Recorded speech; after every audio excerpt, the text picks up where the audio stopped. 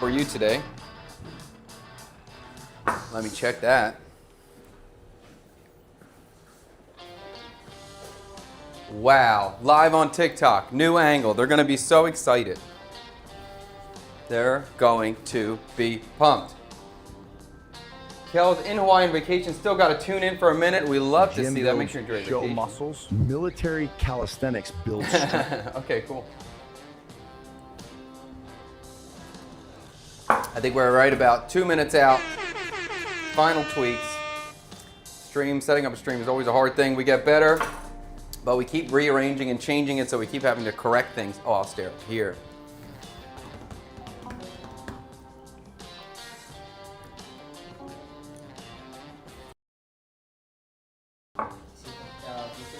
I see YouTube comments. Baseball in Chad, not too bad. Morning chef, it's crazy hot in Hanoi. Now, it is crazy hot in Saigon right now. The Saigon heat is killing me day by day. Fantastic. If you want another drink too, you can help yourself in the fridge. There's soda, anything you want. Okay. No problem.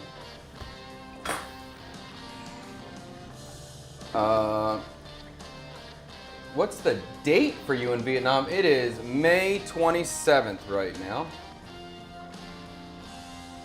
Oh, Tang's doing a little jump back and forth. Ready? I made my job easier, but Tang's job harder. Yeah, I'm ready. Okay. Welcome to CKSK, the Chad Coming Out Studio Kitchen.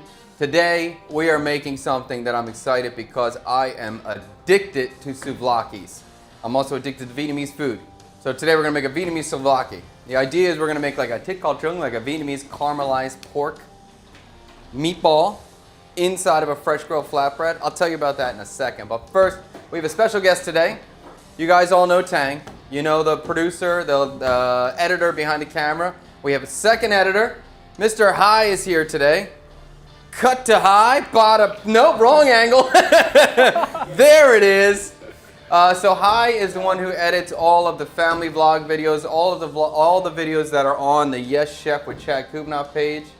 And he's been doing that for a year? Yeah. 8 months? A year? A year. Wow, that's gone so fast. So all those videos, that's all Hai over there. So if you have any questions for him today, any comments, throw them his way. We'll get his opinion. Anything else about you?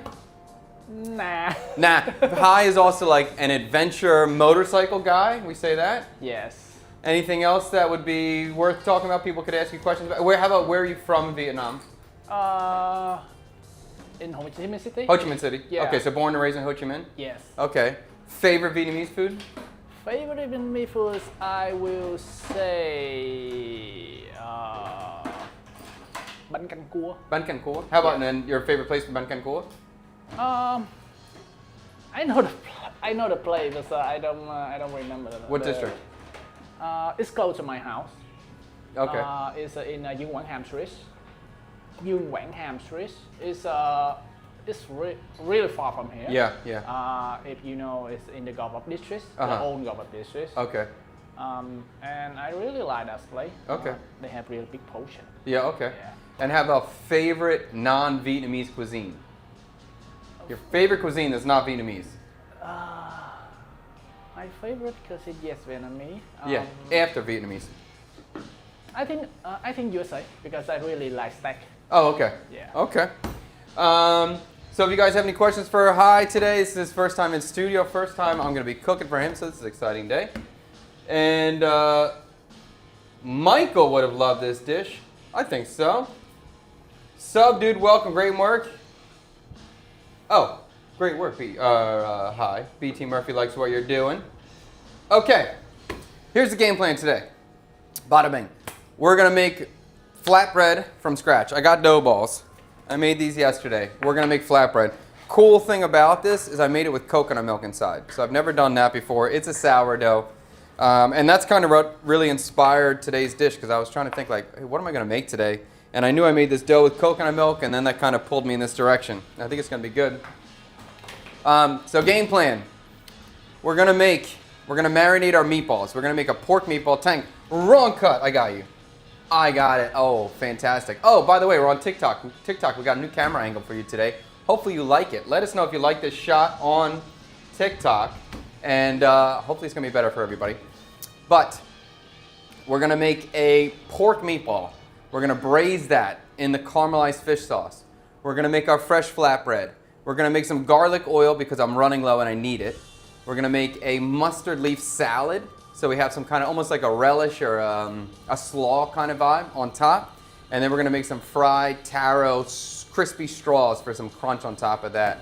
I believe that's it. Oh, and a sauce. We're going to make a really eggy kind of eggy mayonnaise that we're going to put on there as well, like a chunky eggy mayo. So it should be good. I'm pretty excited about it.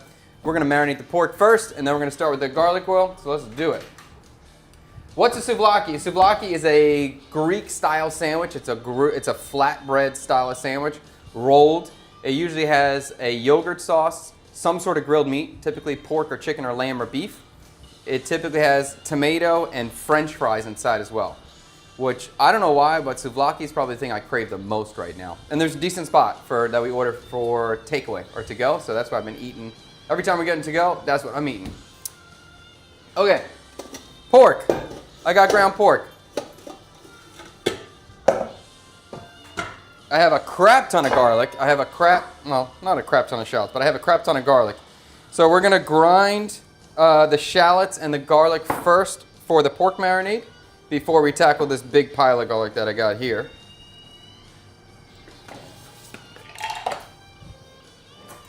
All right, so for the pork meatball, I don't know why. I was thinking about like, do I want to do sliced pork for this? Do I want to do a meatball for this? And just a meatball just sounded good. I just thought that'd be kind of a more fun idea than using a typical sliced pork or pork shoulder. So that's the strategy we're going to go for. And we're going to go with a basic Viet style marinade. So that's pretty much always garlic, shallot, fish sauce, sugar, black pepper. It's kind of the standard for almost everything. Oh wait, that's a lot of garlic. Am I using that much? No, that's too much. Wait, let's restart. Rewind. There we go.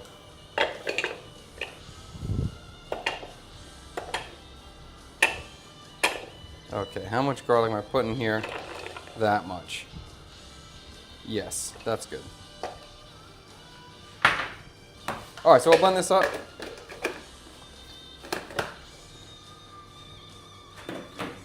I gotta make sure my shot's tight. Tang gets upset when my shot is not tight. Looks good. I'm spitting right now, so I can't. Tang's tweaking a lot of stuff in the background right now at the moment. Have you ever had a souvlaki before? No. Oh my God, souvlaki. Have you ever had a souvlaki before? You made me. What did I make last time? Something weird, right? Beef and some. That night when I streams night you. What was that night? Beef. Ground beef? Oh yeah, that was like a ground beef one. Oh yeah, okay. One day you'll have a real souvlaki. Today we're gonna have another weird one. But it's gonna be good, I think. Oh yeah, that was a good souvlaki. I forgot about that thing. That was good.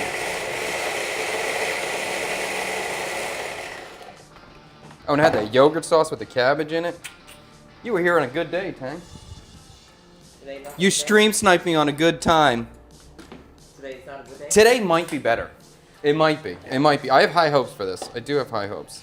Is that the first time you make souvlaki when you made it? Yeah, definitely. I've been making a lot of bread lately, but I love flat bread and a little bit chewy. So good. Okay. Lo-Fi K, my favorite chef. Hope you're doing well. I am doing quite well. All right, we're gonna go shallot, garlic. Okay, shallot and garlic inside the ground pork. And I just want to get all this in here first so these meatballs can marinate.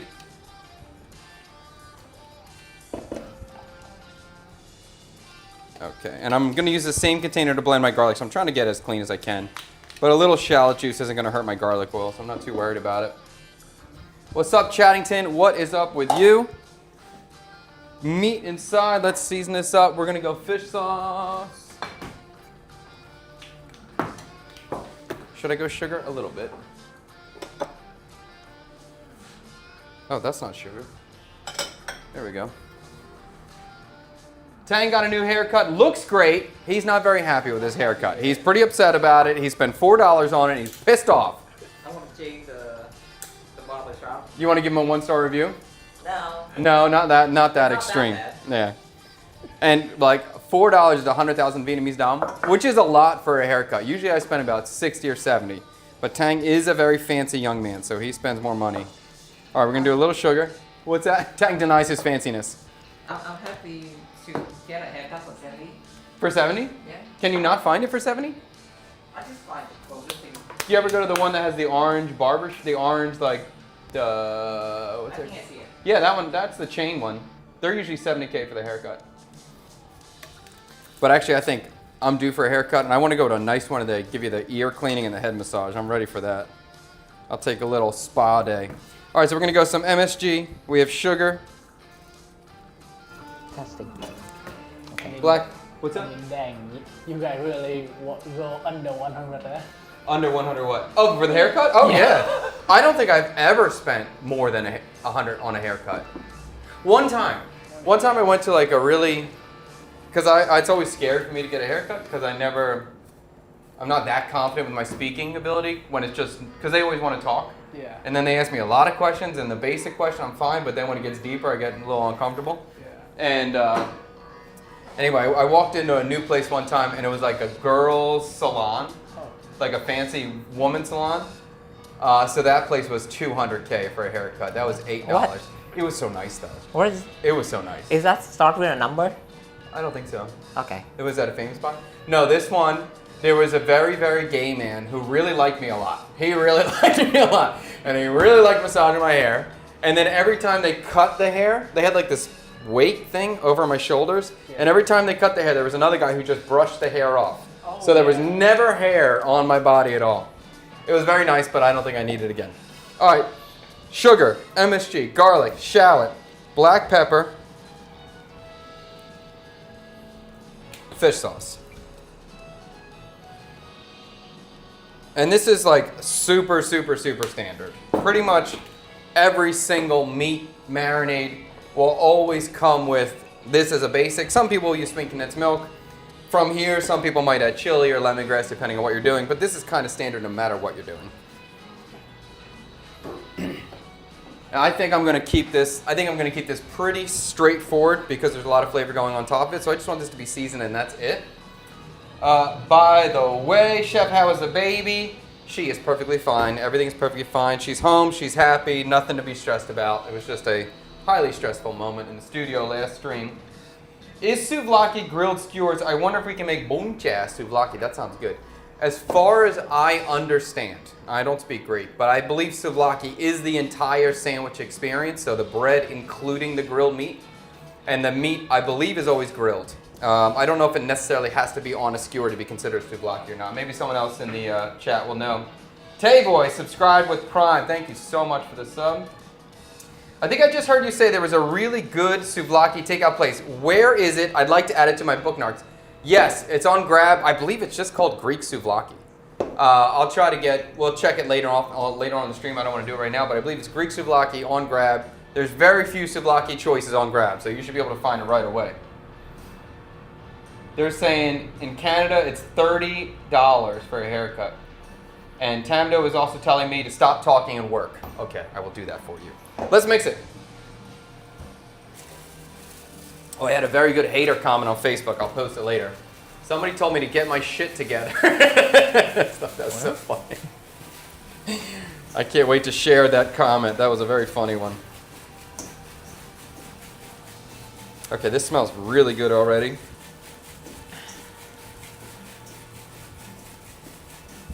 So many things. You okay? Yeah.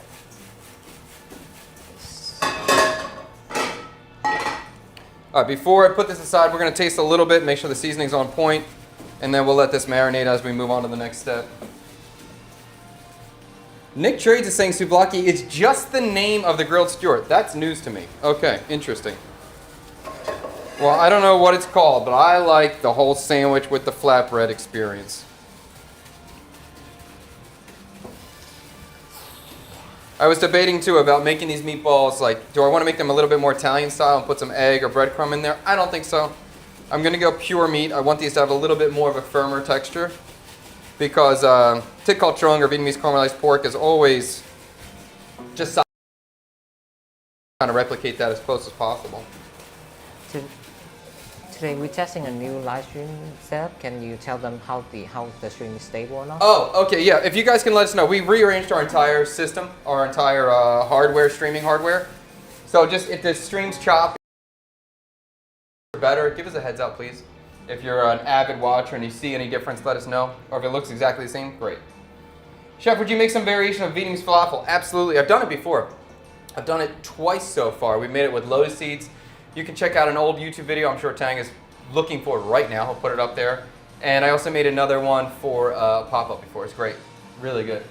And in Greece, they just called a pita souvlaki. Okay. Yeah, we're making flatbread walls. I have some dough balls ready to go.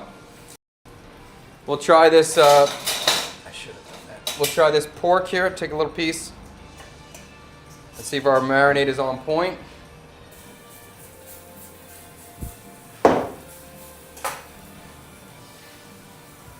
Oh, I've seen what shot that was.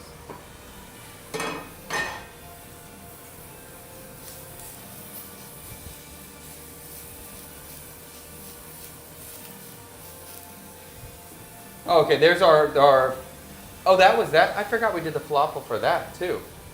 So we had one falafel in this video for the studio, and then we also did a video where we went to a lotus farm or a lotus field and made a lotus seed falafel, which was also excellent with pickled lotus stems. That was a really cool dish too.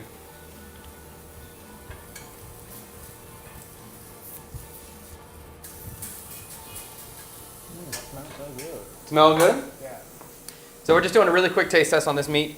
It's cool. It's always a good idea or a good technique if you have it. If you have a microwave, you can just throw your meat in the microwave for like 20 seconds, 15 seconds, just to taste it and see how the seasoning is, if that's all you're trying to do. It's fast and it's clean. Okay. Looks good. Let's try it. And let's sterilize my thing. Okay. It's good. Okay. Let this marinate. I'll put it behind. So I'm making some excuse me. Yes, sometimes the sound is muted. Okay. On YouTube. Note that. Okay. Okay. See that. Okay, where's my little blade? So I'm gonna make a big batch of garlic oil. I'm running low, and you guys know how much I use it all the time, so I'm making a big batch. This time, I'm not gonna slice it. These are really small cloves. I'm just gonna chop it. We're gonna do a couple at a time, and I wanted to make a big batch because I use it so much, and if you're gonna make it, you might as well make a big batch.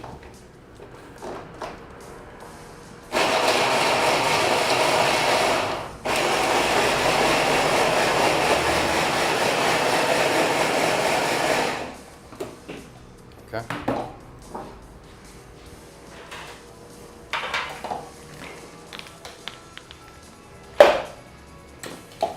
The new position on the chat on screen is better. It's less distracting. YouTube doesn't need it. We have a separate chat window. Heard that? Okay, thank you.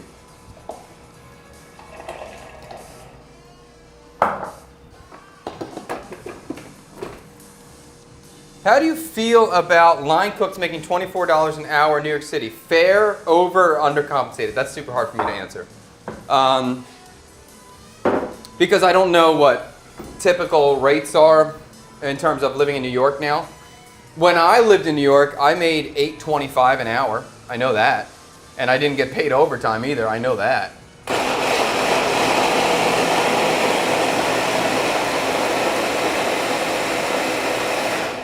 I'll tell you, I think that cooks are pretty much always undercompensated, regardless of what state they're in. And as a cook, I think we're always pretty pissed off how much servers make and how little cooks make. But unfortunately, that is the reality of the business. It seems like, I heard someone describe it and it's accurate, even though I hate it. It's just the closer you are to the money, the more money you make. So the servers directly interact with the money, the customer and the money, so they make more money than the cooks who don't interact with the money. Even though in my opinion the cooks are very important, maybe more important, but that's just the reality of the situation. Wow, that's a lot of garlic. That's awesome. And you don't get tipped. Huh? And the cook doesn't. And cooks don't get tips. And cooks work their asses off. They work harder. They work more hours. The job is way more difficult. I don't care what servers say. And that's why all the smartest cooks become servers. after they've cooked for a couple of years, you see them become servers because they're just tired of working their asses off, not making the money. And servers can make really good money. So how's the situation with the wok? Fred was working on getting a new one, wasn't he? They refused to replace it. They said it was our fault, due to our fault. And I do have Fred's second wok, though. He did just give me this one. It's pretty nice. This one's pretty thick. It's smaller, and it's not quite a wok, but I do like the shape a lot. I don't know if it's mine, or I don't know if I have it just while Fred's in America. Fred's kind of doing his last-minute organization before he takes his trip, and his last-minute, like, he's trying to sell most of his stuff, too. If you need a camera, he's selling cameras. He's selling tripods and lighting and all kinds of stuff like that. In fact, I think he's selling a Sony ZV-E10 Mark II for $22 million if you're interested. Okay, crap ton of garlic. We're gonna get some oil. I got some, I think this is peanut oil. And I'm pouring in enough peanut oil that's gonna cover my garlic. And I'm gonna get it hot enough that the garlic sizzles when it drops. A little more. Huh? A little more. Pour more? Yes, sir. Okay. Okay. Kind of B-roll.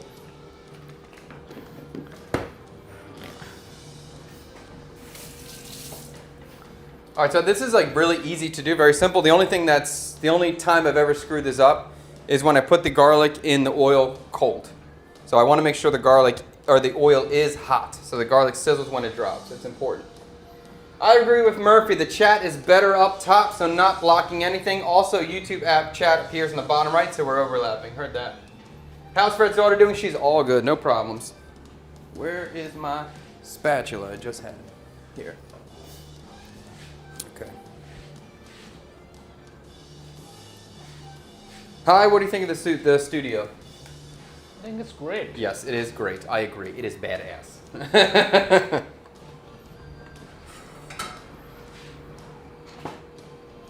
Oh, I can run sound effect. Okay. What's wrong? I can keep. Okay, I'm gonna keep going. Yeah, the I'm sound. gonna do Tang a little bit of a. Sound effect doesn't work. Oh, darn it! I had a joke for him. The soundboard is off right now. Okay. So I'm just throwing a drop. Yeah, this is peanut oil, definitely. I'm just throwing a drop in. That's important to know if I have any customers that come in that are allergic to peanuts. My garlic oil is now peanut garlic oil. But I'm just throwing drops of water in, or a drop of water in, just to see when we get a sizzle, and then we'll go. Actually, I should probably use this.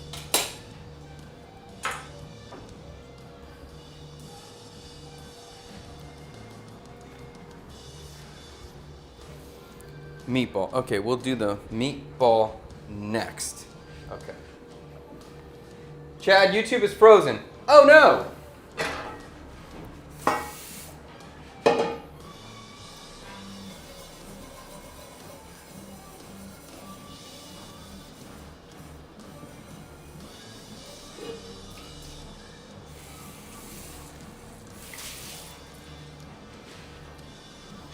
Is YouTube unfrozen? YouTube's fine for me. Okay. Oh, some weird thing going on. Somewhat? Some weird thing going on, but Hopefully the weird thing not going on too long. okay. If you guys are watching on TikTok, can you just throw a comment in the chat just so I can see that the chat's working here? Do you see TikTok comment? No, I don't see TikTok comments right now. Chad, I gotta ask about water. Go for it. Go for it. Well, how do you think steakhouses, chop houses would do in Saigon? Would cost of importing quality beef ruin the business? It is very hard. It is very hard to run a steakhouse in general. It's just such a high upfront cost. And in Vietnam, it is very, very hard to operate a steakhouse at the price point that you need to be. The market's just small. We do have steakhouses here. I know someone who owns one, and it didn't work. And they rebranded and changed it up because the steakhouse was a hard model. So, I mean, maybe if the economy's stronger, maybe it could work, but it's quite difficult. I think the desire for it is there. It's just the price that's difficult. So if you could make some sort of like Texas Roadhouse sort of budget steakhouse, that might be a good strategy. If you can make an affordable, high-value steakhouse, I think that will work.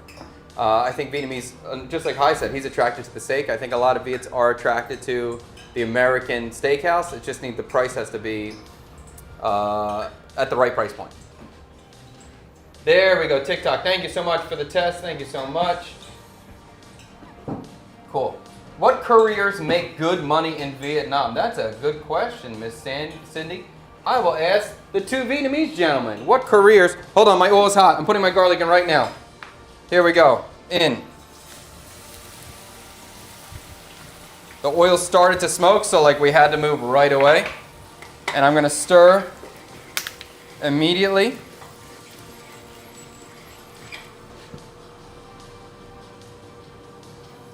And once the garlic goes in, we're going to keep it right about medium heat. But we want to see this first initial fry happening. And once it starts really frying, then I'll turn it down. I'm going to add a little bit more oil. Okay. Hi, what do you think is a good job in Vietnam? What's a high-paying job for people? That is a hard question. I would say there are two jobs. Yeah. One is, I would say that high risk, high reward. This is a sale. Sales? Yeah, salesman. So you can either like very successful, you can like very survival. Yes. And the second one is customer service. Yeah. So you can do some like I would say that beauty salon or something like that. As long as you serve people, you give them values. Yes. They will come to you. So it's because of Vietnam is like have like really complex structure of working. Yeah. So that is really hard. Okay. Tang, you got an answer?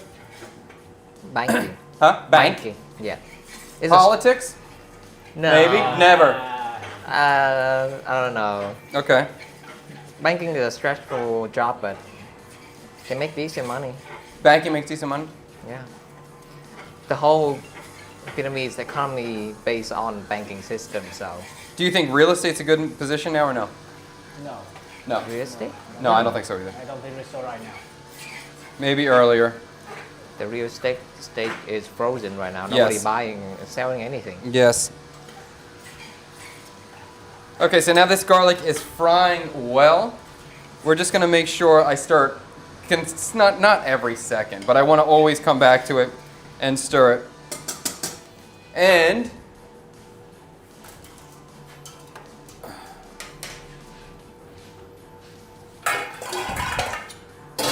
this is the kind of thing we need to be ahead of the game on.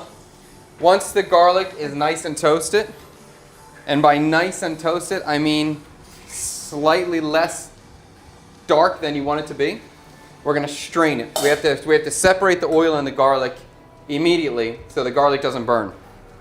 If the garlic's like the color that you want it and you just turn off the heat, it will keep frying and it will totally burn. So you need to, when the garlic is a little bit paler than you want, when it's a little bit lighter than you want, you have to strain it out immediately, cool them down completely, and then you can combine the garlic and the oil back together. So I just want to stir this a little bit, make sure the garlic doesn't stick together, and we should be good to go. Wallace said police officers, they run everything in Vietnam. No comment. How's Fred's daughter? She's all good. How is healthcare structured there? Just curious as a nurse. There are many private hospitals of all different sizes. some foreign, some local. And I don't know, it's pretty easy, to me at least, to go to whatever hospital you prefer. And there's hospitals of every style. Some are super nice, some are a little bit rougher. The price point's definitely different. And really, I don't know much about the insurance structure for locals, but Fred has been dealing with that with his daughter and his wife, and the insurance seems to be pretty good. Would you agree with that? I feel like the insurance seems pretty good. It seems like, as an example, yesterday when Fred's daughter, Kick is not working for me either. Oh, okay, I'm sorry about that. Restarting. Wait, someone else is on Kick. Sanctuary plays on Kick. Is Kick working? Twitch working? Sanctuary Play's got a black screen on Twitch. Bummer. Sorry. But when Fred's daughter fell down last stream, so he went to the hospital, and I believe the CAT scan was about. He went to like the nicest hospital because it's the closest one here. This is the French Vietnamese hospital, so it's the most expensive. And I believe the CAT scan was about $9 million. So I think that's around $360. And with the insurance, he paid $5 or $6 million. So he paid a little bit more than half the price. And that insurance came from his wife's work. So the insurance seems to be pretty good. But again, I'm not that experienced with this. All right, so I'm just keep stirring this garlic. Sorry I wasn't here able to listen to the induction. Reintroduce the guest. The guest today is Mr. Hai. Mr. Hai is our other editor who edits all the family vlog videos, all the videos that are on the Yes Chef with Chad Kubanoff channel. So he's a man behind the scenes doing all that editing for us. First time in the studio. That's exciting. In this studio. Okay, I kind of don't want to start anything else until I get this the garlic toasted. Twitch ain't working. Bummer. How's Michael? Michael's doing well. Michael's doing well. He's got a whole new setup, a whole new base. He's building. He's launching his own business. So that's very exciting. When he is ready, we will definitely have him in here. We'll talk about it. We'll shoot some content for him. Okay, in the meantime, while this is frying, I want to get some eggs cooked off. So I have a little pot. We'll get some water in there.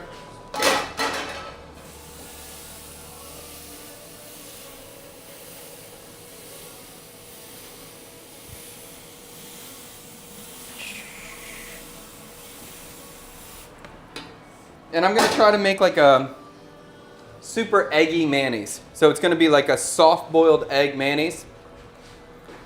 I'm thinking now, I've never done this idea before, but I'm going to try it. I'm going to do 4 eggs. 3 of them I'm going to soft boil. 1 of them I'm going to kind of hard boil. So we should have a little bit of a different texture. And this dish, the tik al chung that we're going to make today, is always braised pork. It's always served with eggs as well. So I want to make this sauce super eggy so that egg kind of flavor comes through. And it stays accurate to the original dish. So I got some water. We'll bring that to a boil. I have my eggs ready to go up here. And we'll keep stirring this garlic. When I'm not stirring this, I can feel it starting to stick. If you're going to try this at home, it might be worth doing it in a non-stick pan.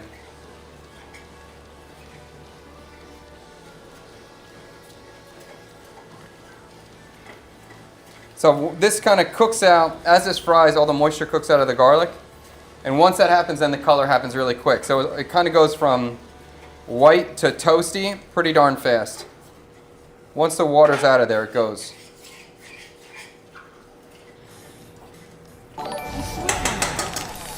Thank you, the Switch hat. Switch ain't working. What a bummer. Why do Vietnamese parents encourage you to go to the medical field like Tang with a veterinarian if pay is not the highest? The economy is moving fast, and all parents, they have traditional ideas of how the world works, and before I just surviving. Yeah. Now the world is different place. You have a same opinion, different opinion? Yes. Same opinion. I think the doctors aren't making great money. You know, like in the States, a doctor makes great money. Is that not the case? You can make money if you best of your field. Best of the field, like a surgeon or something like that. Yeah. Yeah, but you're probably going to make more money if you do lip fillers and breast implants. That's probably the better strategy. I don't know if your mom's going to be proud of you or not, but yeah, that's probably the best strategy. Dentists make good money. Dentists make good money? Yeah. Oh, Kick's working out. Thanks to you, Tang. Way to go. I mean, the people that I know right now that make good money is Yeah. not actually doctor. Is he recording, internal recording? Yes, Okay, I can't see. Good, I'm sorry. People you know that are making good money? it's farmer.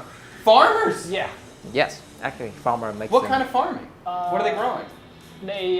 they do also growing and they also raise seafood. Dried seafood? They raise seafood.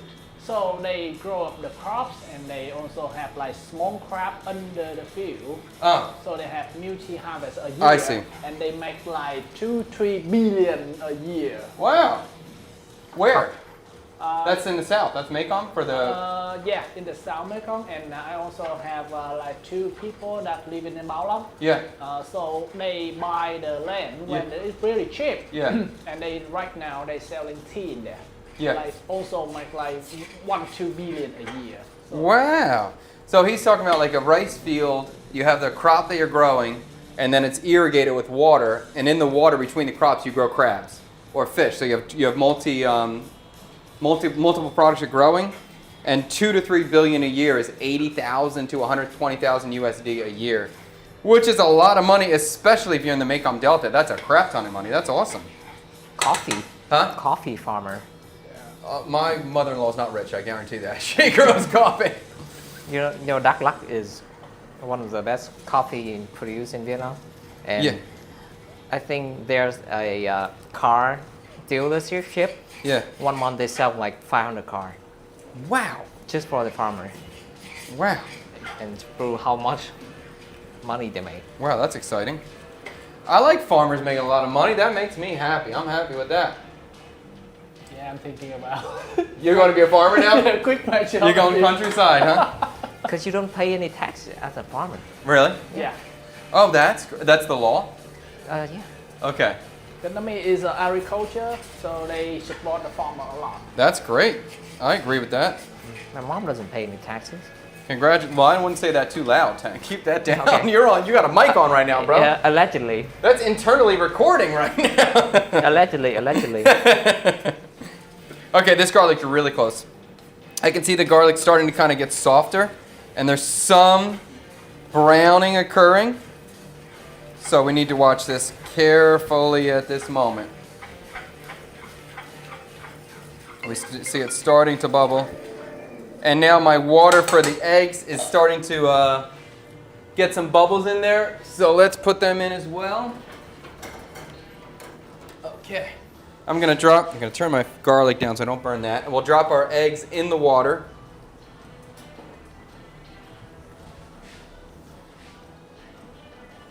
Okay. I'm gonna do the 3 of those eggs for about 6 minutes. I should set a timer. I don't have a timer. I'm gonna cook those eggs for about 6 minutes. And the last one I'm gonna cook for about 12 minutes. I'm not overly concerned about the egg at all because I am gonna just be blending it. So it's not, it's not a visual representation. You're not gonna see it. So if it's a little under, a little over, it's okay to me. And the garlic is close. I'll be in Vietnam soon for the first time. My husband and family keeps warning me about the humidity and the heat. Is it really that bad? Yes, it is. Yes, it is. I would say it's a little bit of atrocious right now. Yesterday was the worst one. Yesterday was the worst one? Yeah. No. Yesterday was a terrible one.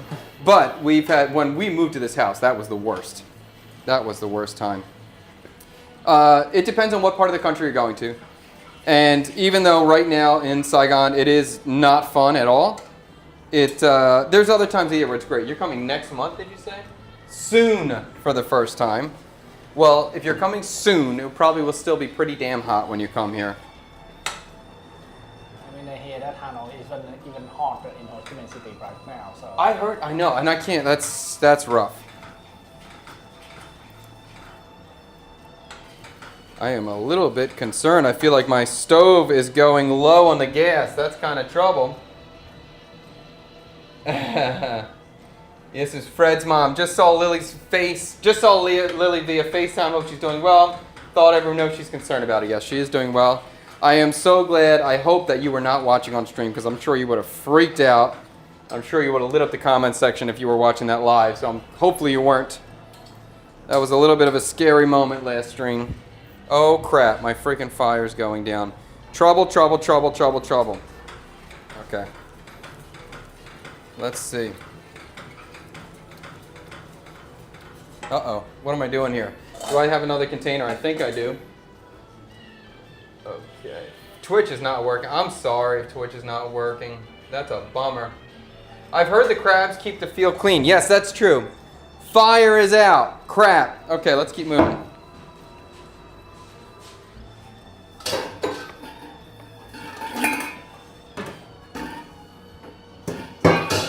Hi, I might ask you for a favor. Okay. Yep. We're going to ask the kids. Hold on one second. Hey, Tree. Oh, I see you being sneaky over there. Can you take Hi downstairs and look for the propane tank? We need a new propane tank. Can you bring that up? Yeah, sure. Tree, it's either outside or it's downstairs in the basement. Okay? Okay, where is it? Now, here's the real question. My wife said she ordered a new tank yesterday. Did she order a new tank yesterday? New tank, okay. A new tank, a new propane tank. So- We don't have a new propane tank. We're going to have an interesting situation. And I'm sure my wife is probably in yoga class right now, like stretching, watching the stream, like, oh no, I forgot. He's going to be so upset. All right, let me take my... We'll get my grill over here. We're going to continue.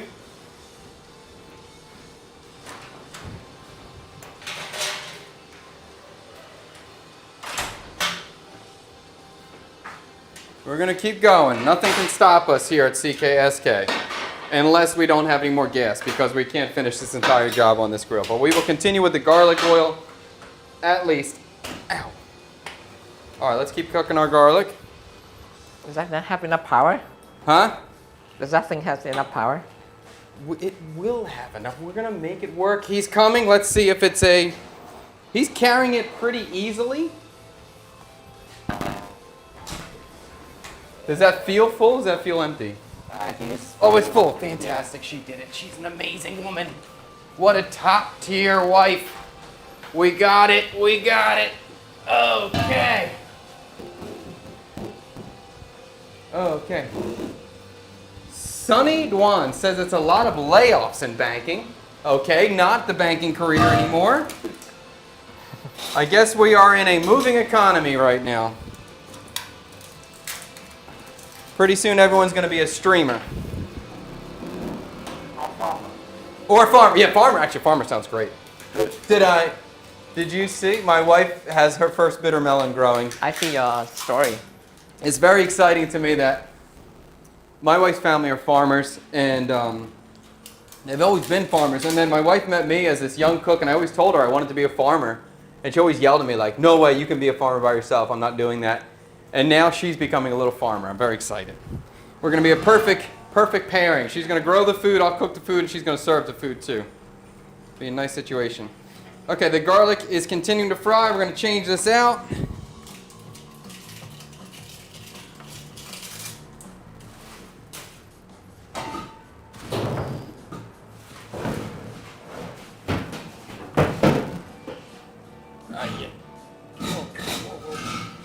If you don't know, like all the like the burners here in Vietnam, besides now there's newer ones that are electric. But if you want fire, there are all these kind of gas tanks, and then you just buy these things and they deliver them almost like your backyard grill kind of thing. Okay. A microgreens farm would do well. I think it would. I think it would. Tang, do you have that green wrench? Did I give that back to you? Did you throw that over there? Yes. Okay. We're good.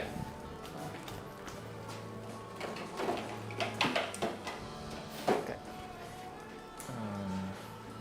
This is a top tier stream.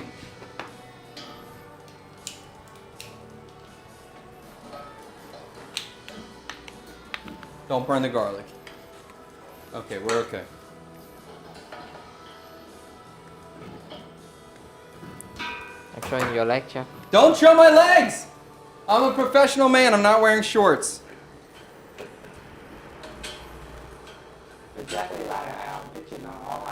You're not even wearing pants. Oh, shit. That's the luxury of having the studio in your house. I don't have to wear pants. Chef, 6 minutes. Heard that. Oh, but my water's not even boiling. There's no fire under there. So, it's going to be a hard judgment call now.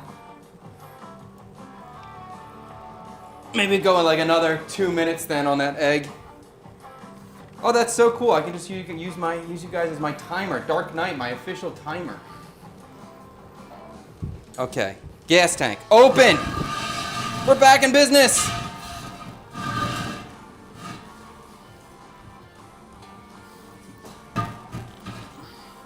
Back in business. How exciting! Okay. Tools off the table. Here we go. All right, let's get rid of this grill now. Let's get real fire again. Where's my towels? Well, that was fun. Okay.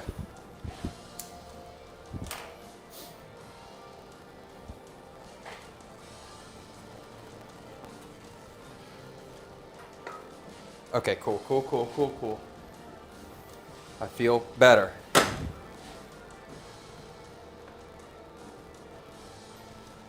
That stream would have got really weird if we didn't have a new gas tank.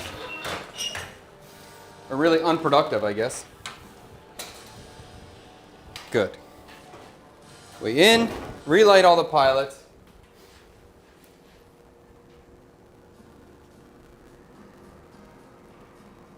We didn't start the fire, it was always burning, there was no returning, heard that. Okay. What are we cooking? We are making a souvlaki kind of thing. We're making some grilled fresh flatbread. We are making some Vietnamese style pork meatballs with caramelized fish sauce. And then we're also going to make a slaw and a very, very eggy, chunky mayo for this as well. Okay. Last one. I'm almost ready. Sorry about this.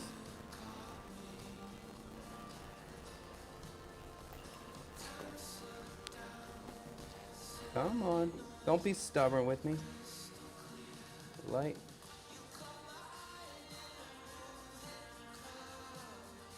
Why is this not catching?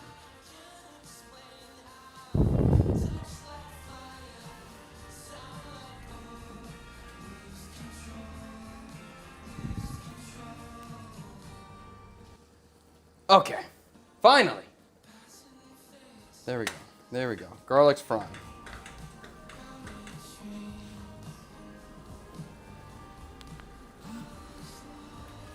Okay, 20-minute detour. We're good now. We did it. Solved. Problem. Fantastic. Hi, we couldn't have done it without you. Thank you so much. You're welcome. Okay.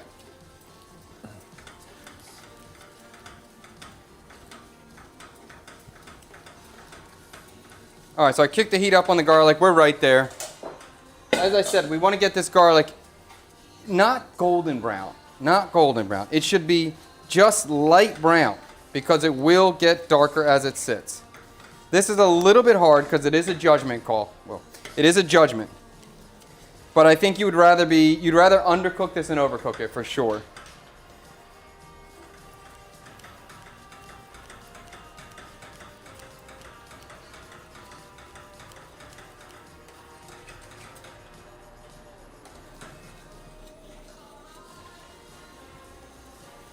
And at this moment, I cannot leave this. I cannot stop because it is going to be so quick to burn.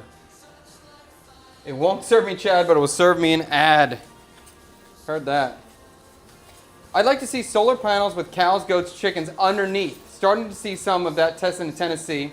Provide shade for the animals. Farmers can get electricity, revenue, and better livestock. That sounds awesome. I love all that permaculture, multitasking on the land. That's what I'm super into. I really like that stuff. Sanctuary play, you can go to YouTube for now. Sorry for the switch. We can fix that in the next stream. Yeah. Okay. All right, so we're getting very close here. And really, this is when you start to see the garlic sort of change color a little bit. Don't walk away. Don't do anything else. Keep your head down and keep stirring and keep watching it. Because seconds makes the difference between this being awesome and burnt and you ruining it. And I put so much garlic in here, I don't want to waste it. Especially if you peel that garlic, my God, is that a pain in the ass. So we're frying. I'm just turning the heat down so I can get a clear look at it. Still a little bit light, a couple more seconds.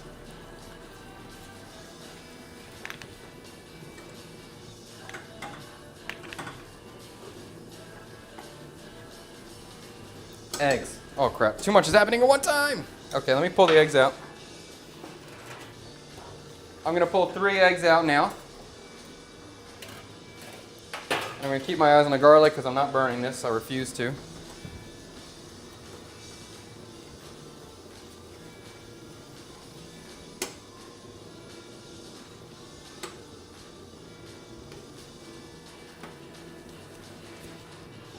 Check your eggs, thank you.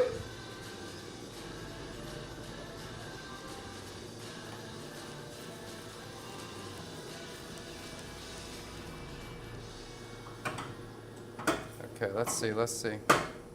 Light. This is the kind of thing too, you want to make sure you cut your garlic evenly. Otherwise you will have some that are really light and some that are almost starting to get too dark, so try to keep if you're slicing it, keep the same thickness. If you're chopping it, just keep it a similar size so you can get a nice even color on it. Okay, I think I'm pretty good here. I turn the heat off. And at this point, I can kind of let the bubble subside and really look at it carefully. And then if it still needs if I want it a little darker, I could just leave it on the cutting board for a few seconds without the heat on there and just wait until the timing's perfect. Because it'll, again, continue to carry over cooking.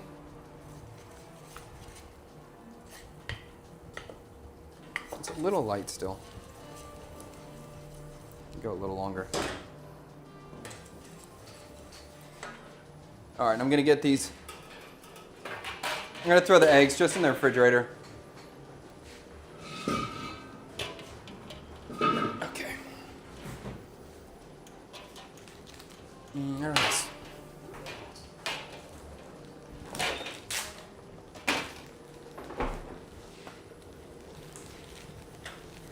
Somebody's got like a 3-minute timer on that last egg. That would be really cool.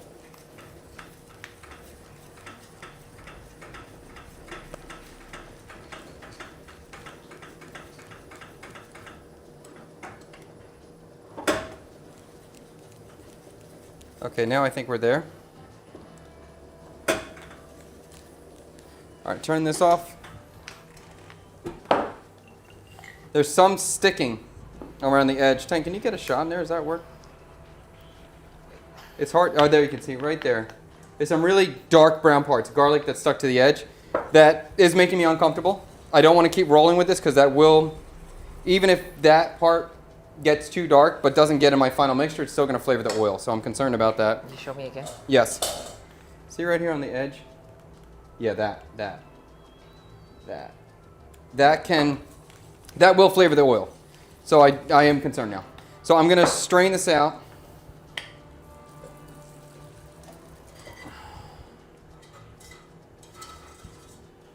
I'm not going to scrape that darker garlic.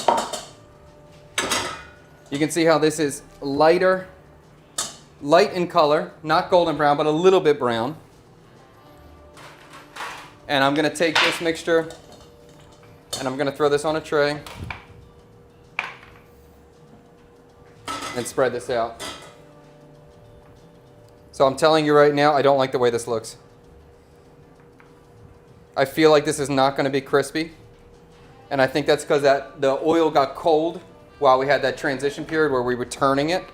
So it's making me a little upset right now. We're going to find out. It's mushy or something? Yes, you can see how it doesn't look crispy.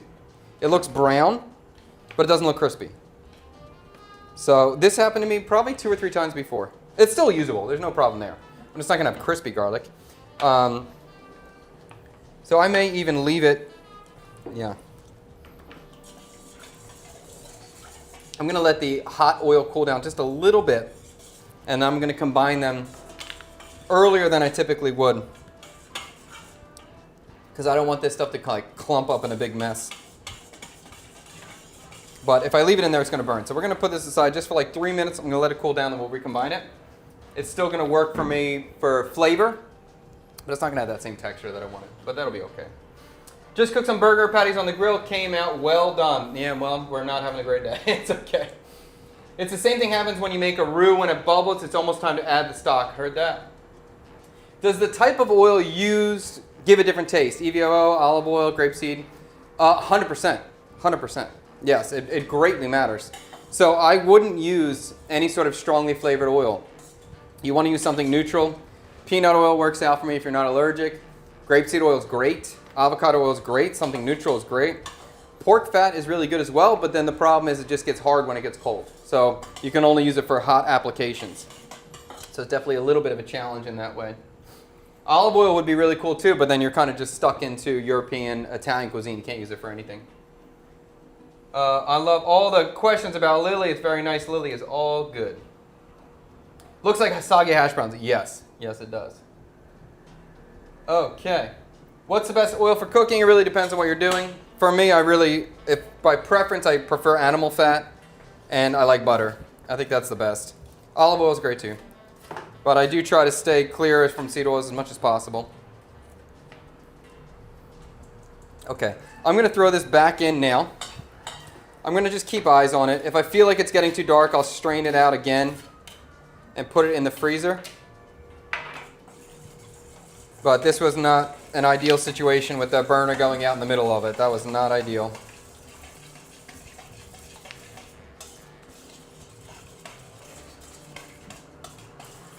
Okay. I'm going to keep that close by. I'm going to keep eyes on it. And if it's getting too brown, I will strain it out. In the meantime, we'll get our meatballs done.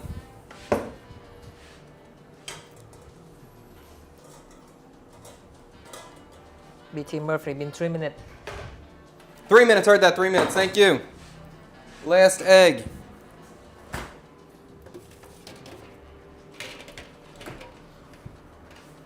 All right, let's strain out this egg. Turn that fire off. Right in the refrigerator. Okay.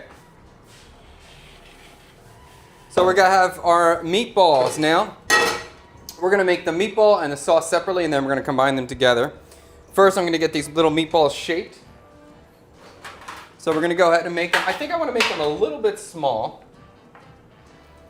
Also, most people with peanut allergies can consume peanut oil. The protein usually causes the... That's news to me. I don't know about that. Carson, do you have peanut allergies? I wouldn't throw that out there unless you know, man. Because what is it? Chick-fil-A always use peanut oil, and they always... warned everybody about that. Anyone else got an opinion about the peanut oil being okay for peanut allergies? I've never heard that before. I'm not risking that. Also. If my kid had a peanut allergy, I would not give them peanut oil. I don't care.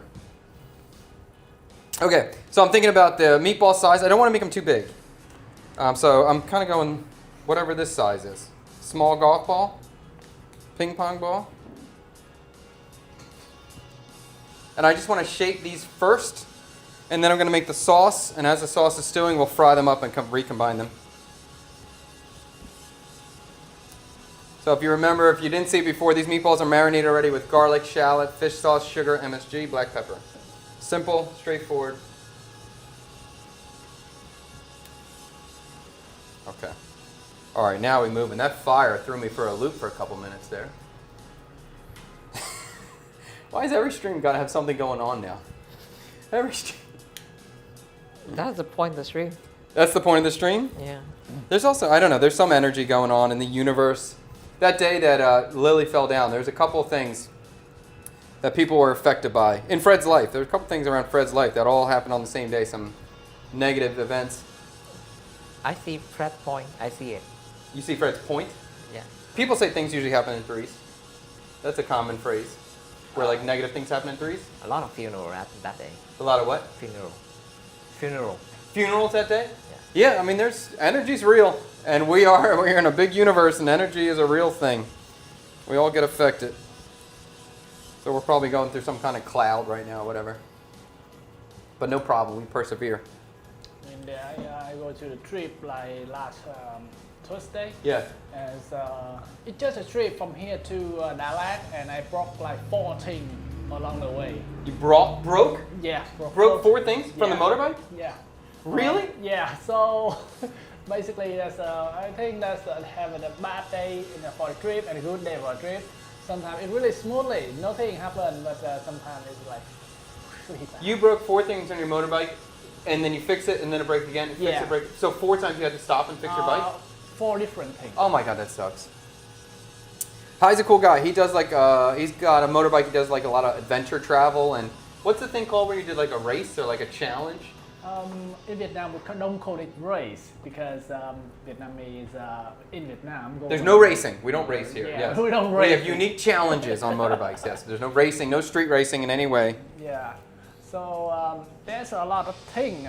We usually have 2 kind of trips. Yeah. So you can use the map. Yeah. Like come to the location as Yeah. possible, as straightforward, as fast, as easy as possible. Yeah. And the second thing is you use like a road that nobody go. Yeah, like a jungle road or Yeah. a broken road. Yeah. So we have like two kind of trip. Yeah. And I really enjoy the second. Yeah. Yeah. And but you have to be prepared. Yeah. And because when you're in there, nobody gonna help you. Yes. You on your own. Yeah. What do you have a name for that kind of thing? Do you just call it adventure rides, or what do you call that? It's called. I think the closest thing to call is a rally. A rally. That's a good word. Yes, rally is a good word. But I mean, that would be so cool. There's so much good driving and so beautiful in Vietnam. So I would like one of these jungle rides. He told me about it before. I wanted to do it. I totally forgot about that until I saw you again today. I've been busy, but I think that'd be really exciting. I would like to drive my bike through the jungle. But again, you have to be prepared. Yep. Probably a good idea to know basic knowledge on how to fix a bike. What you need to did you repair that stuff yourself? Or you had to stop at a dealership or a guy to fix it. You figure yourself. Yeah. Yourself. So basically, you have to like repair for every situation. Yeah. And in the worst case, you have to leave the bike there and Yeah. work it out yourself. Yeah. And come back and pick it up late. I never in that situation before, but Yeah. some of my team be in that. Were you riding with a lot of people? Usually, if the road that I know and I confident that, I will go along. Yeah. But for the strength one, or for like 200, 300 kilometers of jungle, Yeah. better have a team. Yeah. That's cool. Do you have a favorite trip, or like if someone's going to do a road trip from here on a bike, do you have something you think is the best ride? I will say Maybe most beautiful or most fun? TikTok stream ended. the most beautiful and most fun. I will say is around Lâm Đồng. Lâm Đồng? Yeah. First, they have really nice weather, Yeah. so you don't get tired Yeah. during the day, especially at noon. Yeah. You really get tired around noon. Yeah. And also they have a lot of, I would say, uphill Yeah. and downhill. And the best thing about that is that's about the geometry of Vietnam. Yeah. You don't have actually like, what do you call that one? So the mountain will go like this, Yeah. and it will go upward. It's Yeah. not never go straight forward like that. It will be dangerous. There's no cliffs. Yeah, there's No. no cliff. Yeah. So in the Lâm Đồng, if you know the location, if you know the mountain, there will be like really less cliff, and it will be less danger for you. Yes. Well, I've driven Lâm Đồng a lot. I agree. I think Lâm Đồng is beautiful. It's a very nice ride. And I also agree the weather in Lâm Đồng is potentially the best weather in Vietnam. It's Yeah. so good. Even Dalat is so good, but Dalat can be a little bit chilly. And like Lâm Đồng is never chilly. It's so nice. Yeah. And, Oh, okay. And Dallas is now like the development is too much. So Developed too much? yeah. All right, I'm just taking another peek at this garlic and make sure we're not overcooking. It looks okay. So that'll be all right. Okay, meatballs are formed. Let's get the sauce made. So for the sauce for this dish, the tip called chung or caramelized pork fish sauce, we have to caramelize the pork, or we have to caramelize the sugar rather. So first up, I have my pot. I'm going to add a decent amount of sugar in here. Probably almost 2 tablespoons, let's say 3 tablespoons. And this may look like a lot of sugar, and it is a lot of sugar. But we're going to caramelize it, so it's going to get a little bit bitter. So it's not just going to be sweet. It's going to have that dark, bitter flavor. Someone say, me check. Yeah. The mic is good. Mic's good, yeah. Okay. Yep, Tank's got you. Becca, thank you so much for letting us know TikTok stream was down. TikTok keeps giving me these tests all the time of like, hey, make sure you're here. We're here. We're here. Is that enough? Yeah, that's enough. I'm going to take this really dark, the sugar. I'm going to go not quite burnt, but pretty damn close to burnt. Because I'm going to be adding coconut water to it. It has its own natural sweetness, so I really want to see this dark. I don't like this to be too sweet. What do you think? Is this is the closest thing to in Western cuisine? We don't have anything like this. No. The roux is similar. No, a roux is not similar.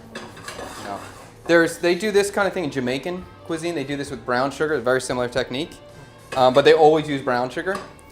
I think there are some dishes in the southern United States that are based upon Jamaican cuisine that do use that caramelizing. I don't know what name of the dish. I believe there's 1 or 2 from like Louisiana and the States that have a caramelized sugar base. But it's not that common. In the States, it's not something we know. Have you tried Antoy? Antoy banh mi. Looks like butter masala chicken banh mi. Tandoori as well. Also got Korean fried chicken as well, and Szechuan and fried rice. Close to filet? No, I've never had it. Have you ever had that? No, that sounds good. I like buttered chicken banh mi. Did I make that? What did I make buttered chicken? Yeah. Was that a banh mi? I think so. That was great. God, I make so much stuff here, I forget. I don't see Vietnamese or Asians in general have life-threatening allergies ever. Is it just survival bias or genes-related thing? It's true. Is that true? Yeah, rarely see it. I don't know any I don't know any Viets that have a peanut allergy. Yeah, no. Ever. I've never seen it. Actually, they are tolerant about that. They're what? People like develop the tolerance. Oh, tolerance. Yeah, for that in a really young age. Yes. So if in the old generation, so Yeah. if you like allergy or something, Yeah. they will force you to eat that. Yeah, they just sleep with the peanuts. They sprinkle peanuts on you while you're sleeping. It's now that we actually have a lot of people have allergy, but we don't just ignore that. Yeah, we don't accept your allergy. I think it's a gene thing too. It's gotta be. It's gotta be. Because before there was nothing to eat, so people to eat anything, they'll Yeah. be fine. Yeah, even if you're sick, you still gotta eat it. You're hungry. Yeah. Yeah. Yeah, I don't see peanut allergies ever here. Maybe it'll start developing. We'll see. I don't know. Western culture is spreading. Maybe the allergies will spread too. I have a friend, he actually allergy with banana. So every time he eat banana, he feels sleepy. But he don't know it's allergy until he go to doctor. Oh, They okay. say that you are allergic to banana. Wow, that's weird. Like he used that one at a sleeping field. So every time he want to sleep, he eat a banana. That's not the worst thing. I mean, it kind of sucks a little bit, but that's kind of okay. The only thing that's going to be really hard with this pan, because it's black, is to see when the sugar is caramelized. Because now it looks caramelized, but it's really just melted. So I'm really going to be using my nose to help me. I can see some caramelization developing there. The rest of it's just looking melted at the moment. That's a fun. How about green banana and yellow banana? The same? Chef, TikTok is down. Can you confirm that? I think we were just back up on TikTok. We're back. Zito Lack, can you check again? We try to get that going, but I appreciate all the updates. Please give us updates. I'm of Irish ancestors, and my grandfather had a mushroom allergy, and my grandmother Dutch ancestors with shellfish allergies. Both of those are bummers. Probably peanut allergy is like the biggest bummer, though. That's such a usually like deathly ill thing for people. So that's a hard thing. And peanut butter is pretty good, and I like peanuts. And shellfish allergy is horrible. Shellfish is bad too. Yeah, because you can die from Yeah. a shellfish allergy. I know, but the best thing in the world, and you can't taste it. Is that the best thing in the world? Shellfish is the best thing in the I world? mean, one of the best things. What's the best shellfish? Shrimp. Because I think shellfish are good, not the best, but crab is amazing. I agree with crab being top tier. You think shrimp are better than crab? No. No, yeah, that's blasphemy. No way. Lobster, probably. Lobster is the best? Lobster is quite good. Crab's the better though. But Yeah, crab is the best thing. And I think like a king crab is the best. It's so all the best thing, but no work. Worse. Fox, what's worse? Is that the shellfish allergy you're talking about? Google says highly refined peanut oil is generally safe for most with peanut allergies. Wow.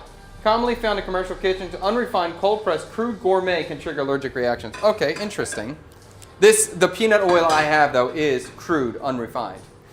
Usually, like the peanut oil, most of it doesn't have a peanut aroma.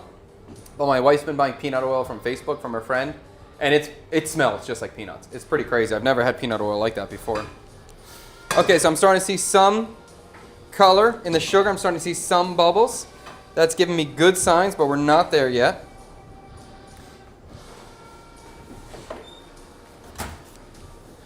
I want to get my liquid ready to go so I don't burn this.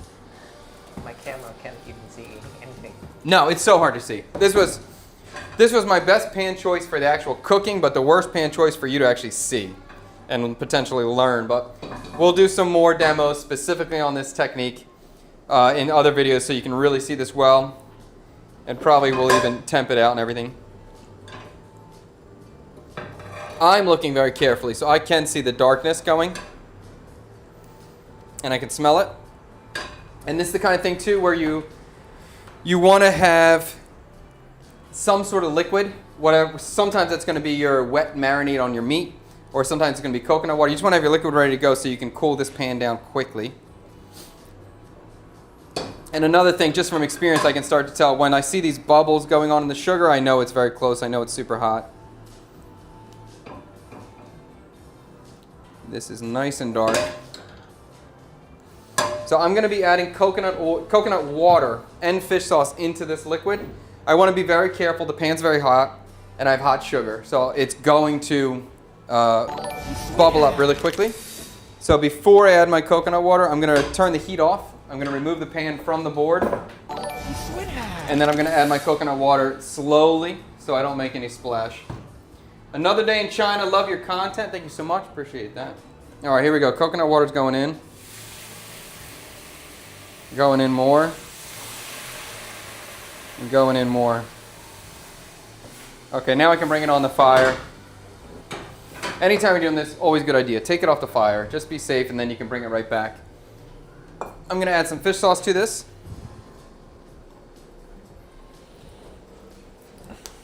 A little bit of MSG.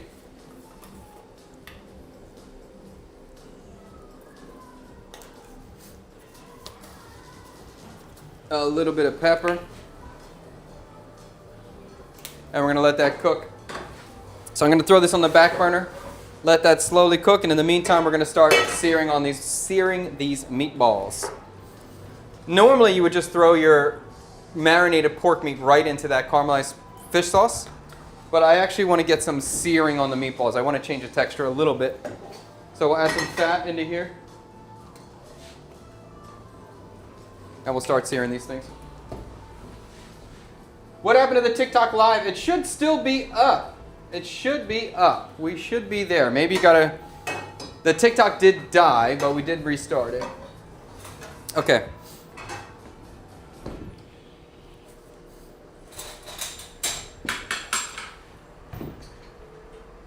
Worst allergy to have in Vietnam is allergy to cafe. That might be true. That might be really, really, really sad. That would be quite depressing. Coffee allergy. Huh? I never see anyone. I've never heard of a coffee allergy, but I don't wish it upon anybody. Especially in Vietnam. That would be tragic. Okay, this is getting hot. We're going to go meatballs in.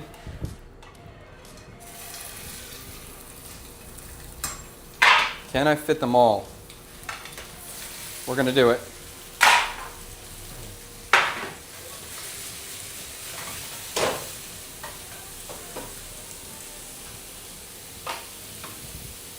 Okay.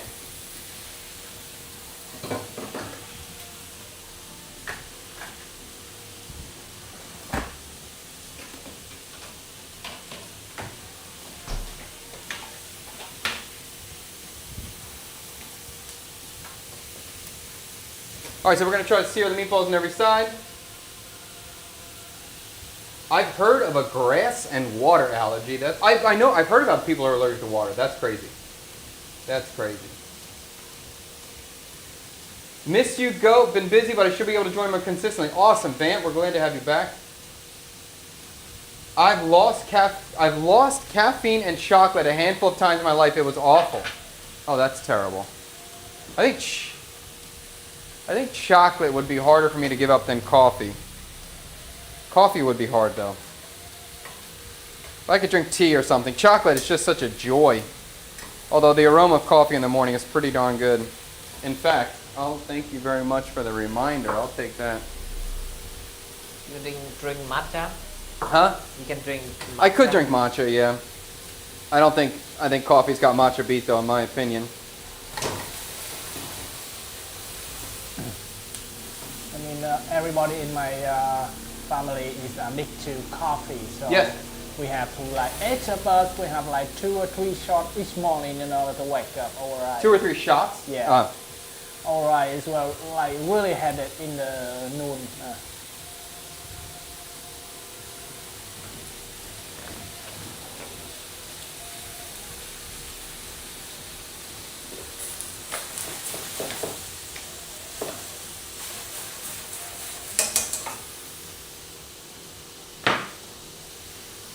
Okay, so I'm going to start peeling my eggs while these meatballs are cooking. Which one was my hard-boiled one? It was cracked. Uh-oh. Well, whatever. We're going to combine all of them anyway. What's the best meatball cuisine, Jeff? What's that? What's the best meatball cuisine? The best meatball cuisine?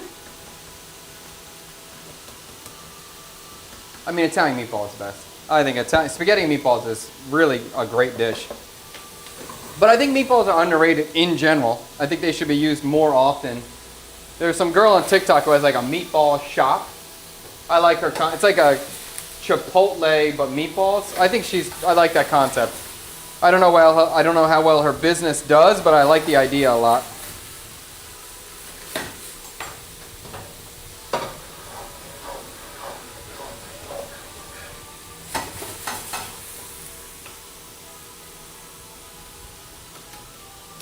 Sweden, best meatball cuisine. My Swedish meatballs was a thought for sure. Everyone talks about their worst allergy, but what's the best allergy? I don't know what the best allergy is. Human allergy. Huh? Human. Human allergy? Are you sure? I just want to be alone. You think that's the best allergy? Yeah.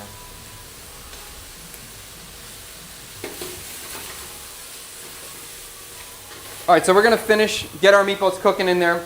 We're gonna finish our sauce. We're gonna make it a little slaw, and then after that, we'll make the bread last, and then we'll put it all together.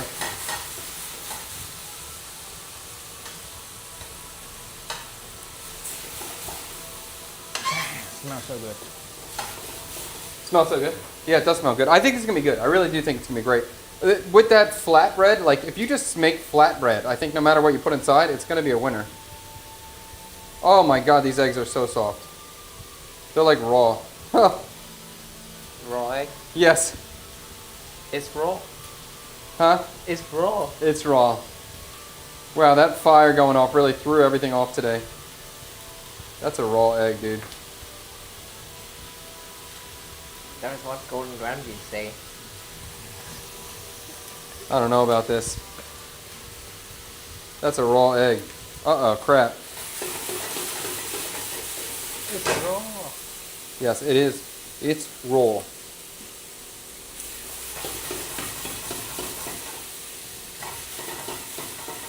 All right, but we're gonna make it happen.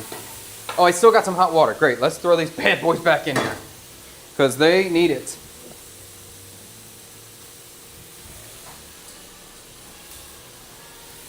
All right, I'm turning the meatball heat off. Let's see, is this one wrong? No, this one's good. Wow. This is one of these days that we persevere no matter what. Meatballs are going inside of the fish sauce and sugar liquid. Okay, and I'm going to throw a splash of water, and I do not want to lose this fond on the bottom of this pan. So I'm throwing some water right in here. Tang, you ready? Here I go. You're in? Okay. Oh, okay. Okay. Okay, here we go. Water in. I thought you put water in here. Okay, and then I'm just going to take this liquid that's pulling off all that fond, and we're going to throw that in the meatball mixture. And that's it. So I want to keep these pretty simple, the meatballs. Hopefully they're just going to be flavorful, sweet, caramelizing flavor, and there's a lot of other stuff going on that'll give us a lot of contrast in there. My raw eggs are getting cooked more. How long are they getting cooked? I have no idea now. Let's say 3 more minutes. We'll peel our one egg.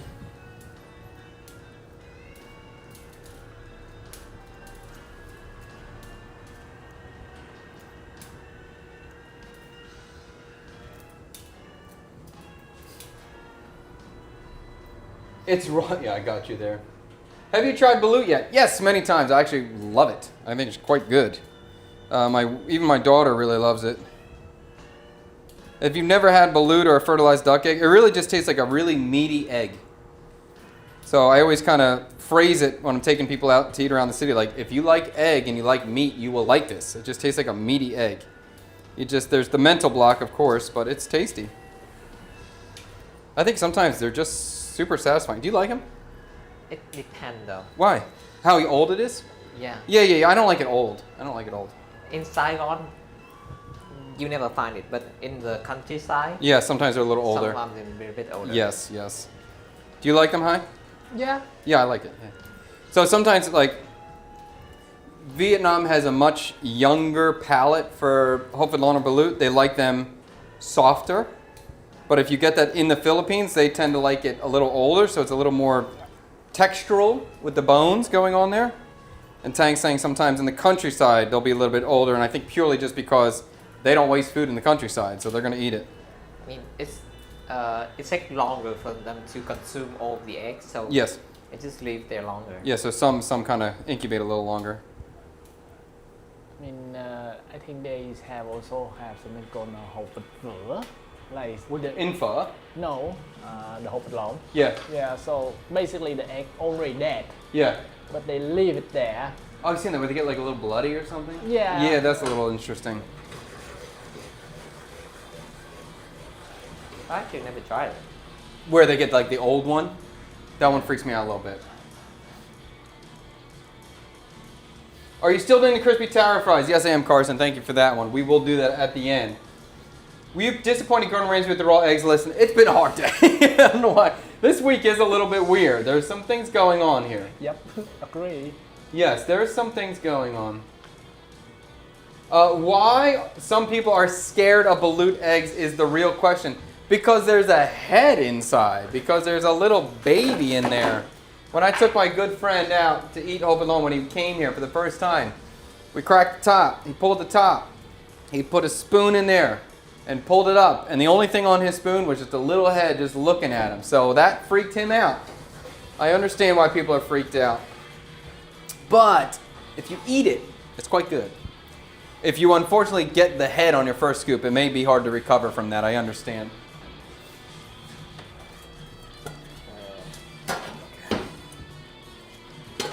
All right, I'm going to throw a lid on top of this wok. Okay, good, that works. I want to kind of, because it's a tit kachung where it's called like braised, I want to kind of have some braising going on with the meatballs. I want to cook them a little bit. So I want to keep the liquid inside while they're cooking. The kids are peeking into the window. Yes, how did you see them? Yes, they are peeking into the window. Have you tried stir-fried balut with tamarind? The stir-fried the duck egg with tamarind. Yes. I prefer it straight though. I do prefer cracking it and just dipping in salt, pepper, lime. I think that's the best way to go. High's mic is pretty low. Jam it. I usually name the baby before I eat it. That's chaos. That's pure chaos. There's one friend of mine that he tried the hộp vịt lộn for the Yeah. first time. Yeah. It's actually her. She took a bite that. So poor the baby. Yeah. So delicious. And she ate like 4 or 5 of that. It is good. It really is good. And what did I make? One time I made, because I do think hộp vịt lộn is, or balut is a really good ingredient. I think it's delicious. And I think people will like it if they haven't tried it. But it is intimidating eating in its natural form. So I've made hộp vịt lộn ravioli before, where I took the balut and I cooked it, I took it out, I chopped it, I made a filling, and then I stuffed it inside pasta and made ravioli. It was pretty cool. I think it was quite tasty. Okay, I think we're cooling the eggs now. Taking them out. And I'm going to add some water now to cool them quickly so we can move on, get this process done.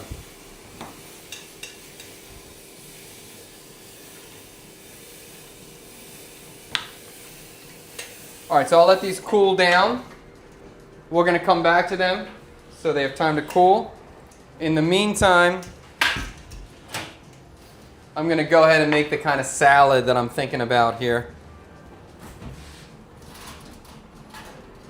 So a very common pairing for the thịt kho trứng, or the Vietnamese caramelized pork, is pickled Chinese mustard leaf. So I was thinking about doing that, but I always do that. You know, I always do that. So I thought I wanted to do something different. So I have some fresh mustard leaf here. Not the same kind of plant, but a similar sort of powerful, strong, a little bit bitter flavor. And I want to take out the leaves here. And I'm going to, actually, no, maybe I'll just take it off. Yeah. I don't want too much stem. I don't want too much stem texture. I really would just want the leaf. Oh my God. Not that. Let's not do that. Is this my computer or yours? It's mine. Oh crap. My computer I'm allowed to break. I'm not allowed to break your computer. Thanks. There's a drop of water on this trackpad. I'm going to keep these over here. That computer died one time before. Oh, so if it dies right now, it's not my fault. That was from the previous death. I think I caught it in time. I think we're okay. Although that would be, what would it be like? I don't know, going on with what's happening this week, maybe the computer dying. But let's not create that existence. Let's not say that. Okay, mustard leaf. I'm going to shred it. I want it to be really fine. So I'm almost going to like dice it.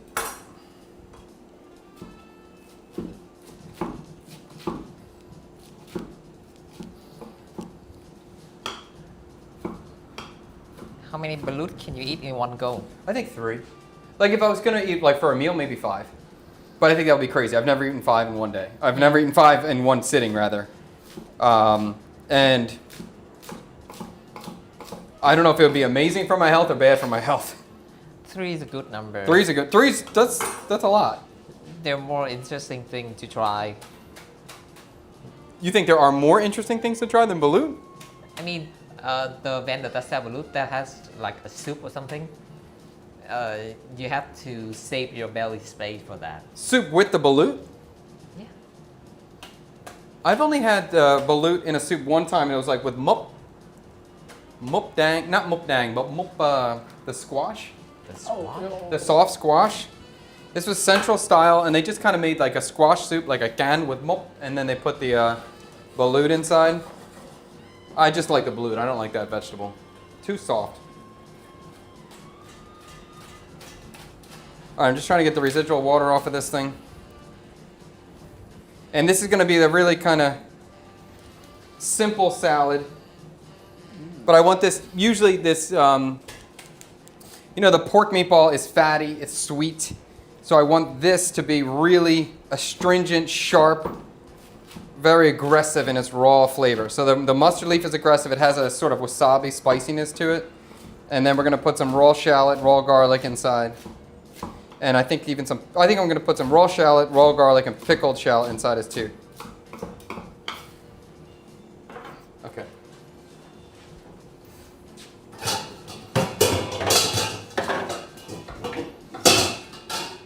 Let's move this bowl.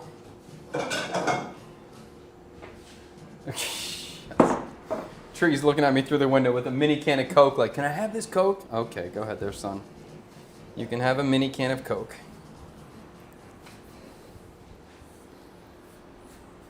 Okay.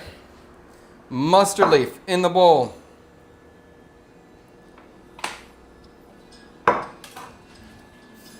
We're always going to see tomato inside of souvlaki, so we're going to do tomato inside of our whatever this is.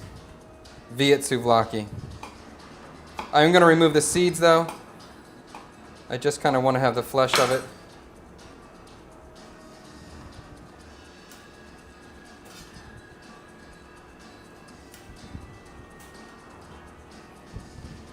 Cucumber and tomato, you can only choose one. Which one will you choose? Cucumber. Cucumber or tomato, I can only choose one. That's hard, actually. In a cơm tấm plate.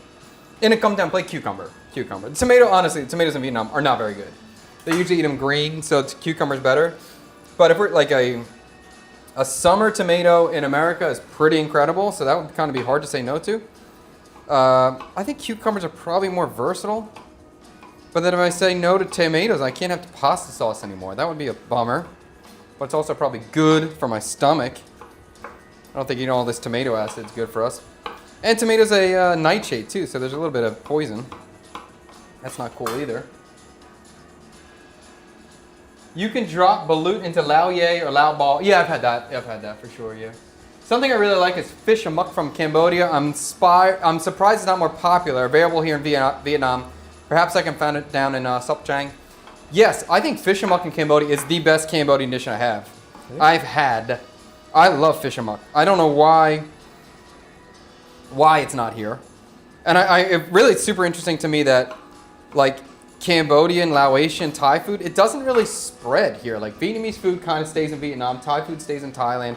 Of course there's some Thai restaurants here, but it's not like the cuisine easily crosses borders. And in terms of Lao food and Cambodian food here, very little. There's a few things. There's a few popular dishes that maybe were inspired and Vietnam made their own style, but it's not like we see such a cross-cultural or such sharing in cuisines. I don't know why that hasn't happened. Because the people go back and forth, and there's definitely Cambodian descent living here, and I'm sure there's Vietnamese descent living in Cambodia.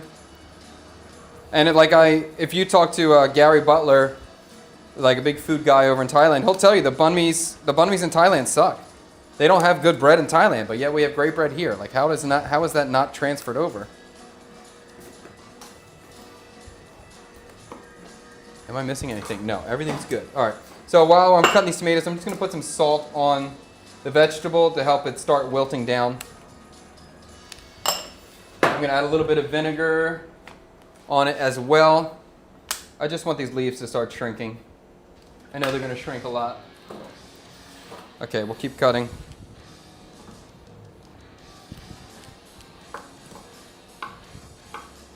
My friend on the Cambodia border Yeah. said the pho in the border is Terrible? terrible. Yes. Like it's so weird. How come they can't put bones in a pot and boil it? Like what's the hard part? I think it's a noodle.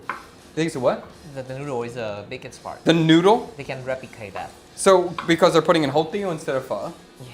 Some kind of thin strain. It's not even hủ tiếu. Yeah. I think they use some kind of noodle for their hủ tiếu Nam Bang thing. Oh, yeah, It's yeah, a yeah. different kind. That's weird. But like, so why can't they replicate pho? They grow rice. I mean, the noodle itself. I mean, food discrimination. Heard. You should make a flan. I can do that. No problem.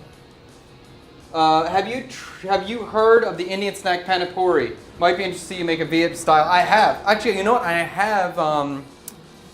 have the unfried panipuri. I could fry them. I never made it yet. I bought them to make it, so that could be a perfect thing to make. And I really want to try panipuri, like a real version of it. I've never tried the real version. All right, tomatoes are in. I'm gonna throw in the garlic oil now into this.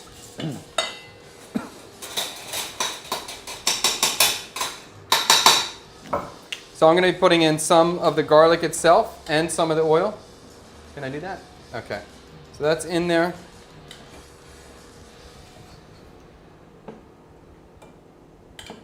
And again, this garlic is not super crispy, but the aroma is good. The aroma is strong. It will be good. Color looks good. Huh? The color looks good. The color, yeah. It's going to be nice. And as I said, like I want this to be aggressive. So we're going to be raw green onion, raw shallot, raw garlic. This should be really bitey. We need to cut through sweet fatty pork. So the green onion cutting relatively, I guess I'm saying relatively big. And the mustard leaf itself is already super aggressive in flavor, especially raw. Okay. Green onions in. We have the cooked garlic. We have some raw garlic. And I'm going to do a lot. If you see me cook already, you know I have a very high raw garlic tolerance. I'm going to cut it really thin though.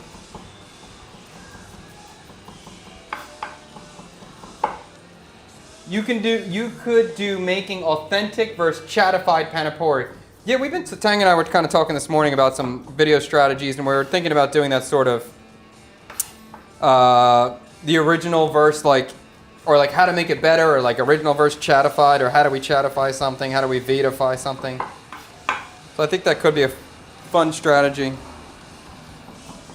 Chị Nguyễn said, are the egg cooked yet? Yes, the egg is out. Thank you very much. Okay, a lot of raw garlic going in.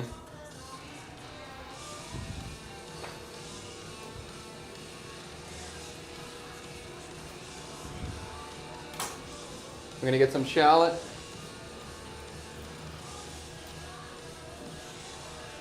Let's do 2.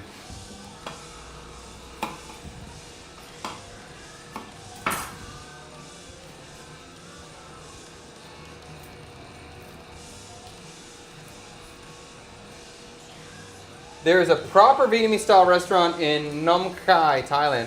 Okay.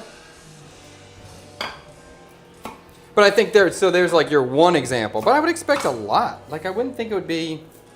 And Viets love Thai food, and I would think Thais love Viet food. I know they love pho, and I know they love the banh mi. And I know even mediocre banh mis in Thailand are doing well.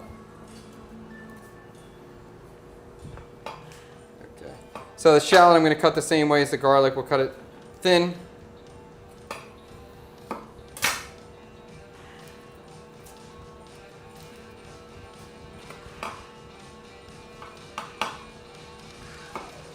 Tang, do you have a preference of Thai food versus Cambodian? Have you ever had Cambodian food? That's not many restaurants that I know of, and I tried it once, but it might be controversy and bias, but I like Thai food better. How about you, Hai? Me too. Thai food better? Yeah. Have you had Cambodian food? Yeah. We go to there 2-3 times before, and honestly, usually when I'm traveling, I will enjoy the food of the local. Yeah. But Cambodia have really strange taste, and it's Really not what? Strange? taste, and it's not really well. Yes. So we end up go to Vietnamese. Oh, interesting. restaurant. I found Cambodian food to be, I don't mean dirty as in unclean, I meant dirty as in earthy. I found Cambodian food to be very earthy and woody. And so I thought that was unique. I enjoyed it. I did find it very interesting and tasty, and amok being the most exciting thing I tried there. But there was definitely some I don't know what the flavors were, but there was something very earthy about it that was interesting to me. Shallots in. I think that the Vietnamese cuisine have a lot of function between French and Chinese, Yeah. and also Vietnam. So, Yeah. And a little bit of, I think India, a little bit. Cambodian? India. Vietnamese has a little bit Indian? Yeah, I feel so. What are you seeing that makes you think that? For example, I think that we have like curry. Yeah. Yeah, a lot of Vietnamese curry. Like I don't know. I just feel like that. I just feel like that. Yeah, okay.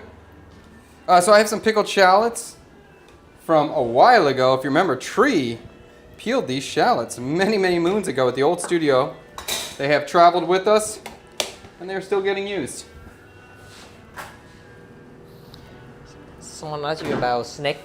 Yeah, so have I tried snake before? I had a friend who went to Vietnam, and that was her favorite meal. Come on, dude. Her favorite meal? No. Snake is terrible. Sorry, I don't. Your friend maybe is a great person or whatever. But snake is the worst protein I've ever had in my entire life. It is my least favorite animal to eat ever. It's incredibly bony and it's incredibly tough. And I have eaten with many Vietnamese farmer men.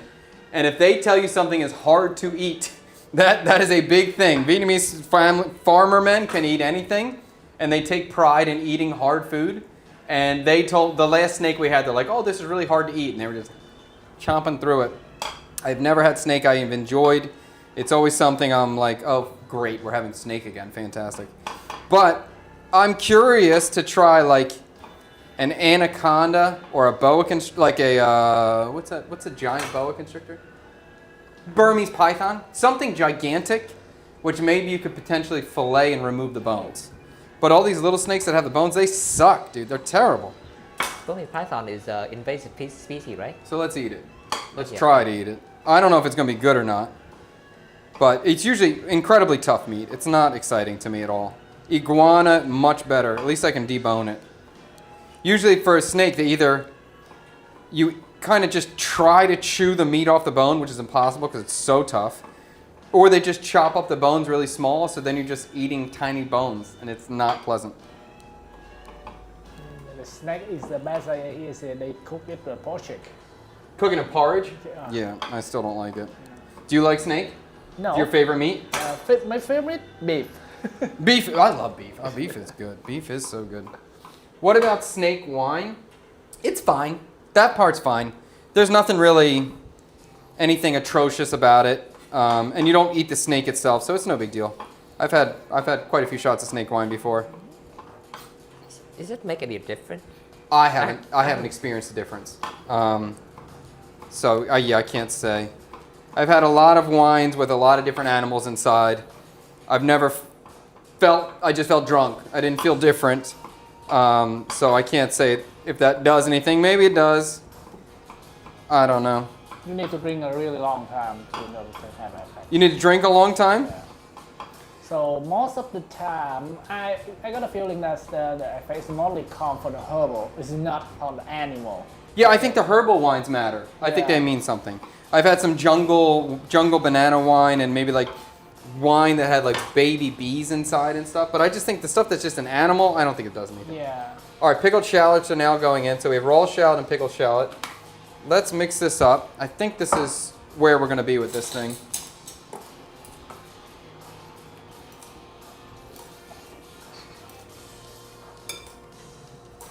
And I think this is going to be a perfect topping, really, for this dish we're making here.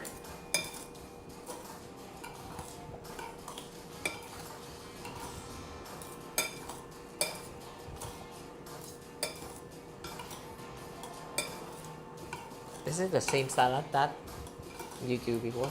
Huh? Is that the same type of salad that you do before? No. I don't think I've ever made a salad with mustard leaf like this before. So I'm intrigued. We'll see what happens. It looks good. I think the flavor-wise, this looks great to me. And I'm thinking it's going to be really potent, really powerful, and quite refreshing. So I put salt in here. We'll taste the seasoning, see if the seasoning's on point.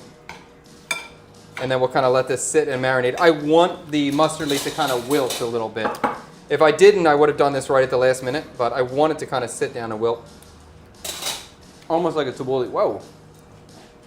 Whoa. It's powerful. It's aggressive, very, very aggressive with the mustard leaf flavor, which is what I wanted, so that's cool. Wow, that's pretty good. There may be some bad juju. I don't know if I want to put that in the atmosphere, but there may be some things not going according to plan today. But my seasoning is on point. This is on point. My meatball seasoning was on point first try. This is good. Okay, I'm going to put this in the fridge. Keep it cool. We'll have a little bit of contrasting temperatures of the hot meatballs and the cool salad. Next, let's make our egg thing. Okay. And I even have a different idea for it. I was going to try to blend this and make like a mayonnaise, but I changed my mind. I'm going to just throw this into a bowl. We're going to smash it with a fork, keep it real chunky, and then we're going to add some mayonnaise to it. So it's almost going to be like a really, really chunky tartar sauce kind of vibe.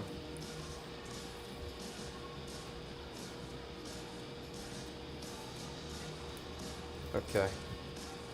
And now I'm going to start working fast because I'm hungry. And I didn't eat anything yet today. Is Cyber Daddy making an appearance today? I doubt it. He's a very busy right now. His final checkup of everything before he goes back to the States for an extended trip. And I think he would have been in the chat already if he was coming. We'll see. Maybe he'll pop up. Maybe once he starts seeing me roll the flatbread, he'll be like, all right, let me go. All right, I think these eggs too on the second cook are nice. The whites seem cooked. The yolks are going to be really wet or soft on the inside. I can feel them. Their yolks are barely touched. What are you cooking today? We're making like a Viet souvlaki. By the way, love the retro bowls and dishes. Haven't seen those for a long time except fancy Viet restaurants yet. Isn't that funny? What bowl? These bowls. This is like a classic Viet bowl, and they're like they're cheap compared to buying a I don't know, a more modern plateware, but they're nice. I think they're cool. They have character to them. Each one's a little bit different too. Jeff is a pretty hip person. Oh, I'm a hip guy. So hip. You brought everything traditional Vietnamese plate and Yeah. cup and. You can call me hip or thrifty. One or the other. I don't even know what hip meant. So. Hip is cool. I mean, but it's like this is it is kind of hip, but then all these like hipster restaurants will start using these dishes and cups and everything, and then they won't be cheap anymore. That'll be a bummer.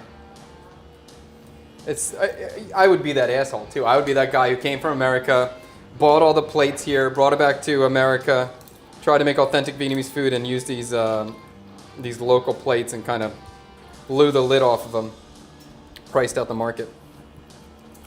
Okay. So I just want to get a fork, and I'm going to smash these eggs, actually. So I'm going to make it very different. Oh, maybe I'll push it through. Oh, that'll be fun. Let's do that. I'm going to push it right through my spider and kind of get a different size on it. What? Snake oil thing is the same in the West. Mien Thai of Vietnam. People treasure it so much. Snake oil? Like real snake oil? Or is that a phrase? We say snake oil in America like a fake product. Yeah. Okay, that's what you're saying too? No, I think he saying snake wine. A snake wine? Okay. I never seen snake oil before. Snake oil. We would say like a snake oil salesman is a scam artist. I don't know where that phrase came from. Okay. So I'm going to just smash these eggs through my little spider here just to kind of get them head started, give them a head start on the breaking up. Chad, do you have any leftover blood pate to add to the eggs? No, we used it all. I made almost like a calzone where I made a bread and then I filled it with that blood pate stuff I made. It was cool. With mozzarella cheese. It's kind of a funny thing.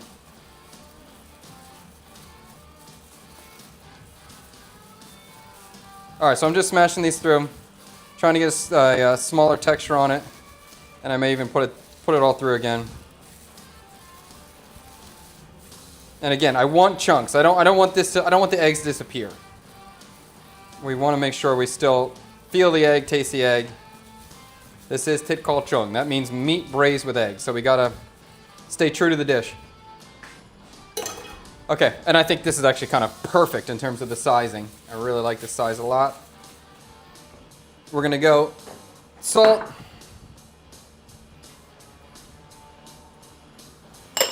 I'm gonna go a touch of water, just a tiny splash. I'm not even gonna get a cup, just a splash. I just know if I'm gonna be adding mayonnaise to this, and if I don't add any water, there's a chance the mayonnaise is gonna break because we're adding extra fat from the eggs in the mayonnaise, and there's a chance of breaking, so I don't want that to happen. Do I have mayo? That's another question. Trouble.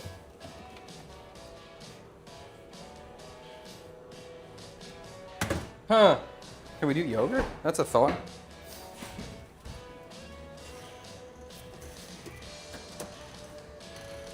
My hater, oh no, I got it. I was gonna say my hater on Facebook would be so angry at me to get my shit together. Do you ever think about moving back to Philly? Zero chance. Nope. I dislike Philadelphia. Maybe a hot take. I like America. I'll definitely move back to America. But Philadelphia, no, I'm not going back to Philly. Philly is not my favorite city. Mayonnaise inside. Little.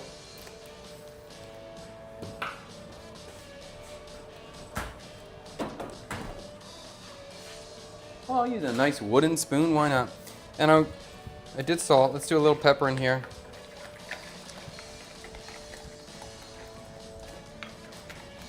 Now, I don't even know if I want to add much to this. We have a lot going on. Like that salad stuff is really good. I just might need this. I think I just need this to be sort of a creamy, eggy element. That's it. Black pepper. I'll taste it. We'll see.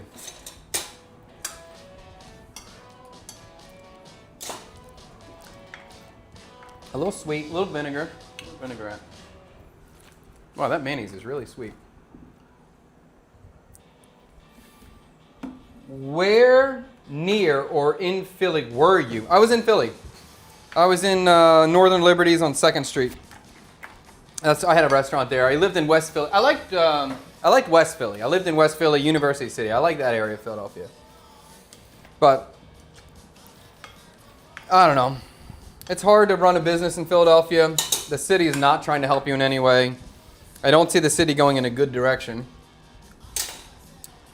So I doubt I'd be interested in going. I'm going to do a little fish sauce in here too. So we'll have kind of the cooked fish sauce flavor and the raw fish sauce. Tartar sauce, it's similar to tartar.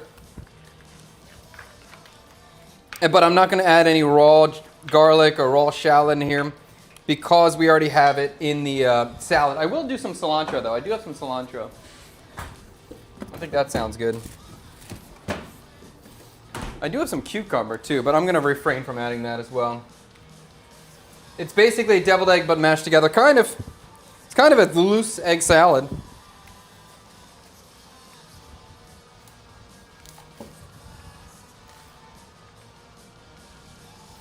My cilantro is a little on the old side, but that's okay.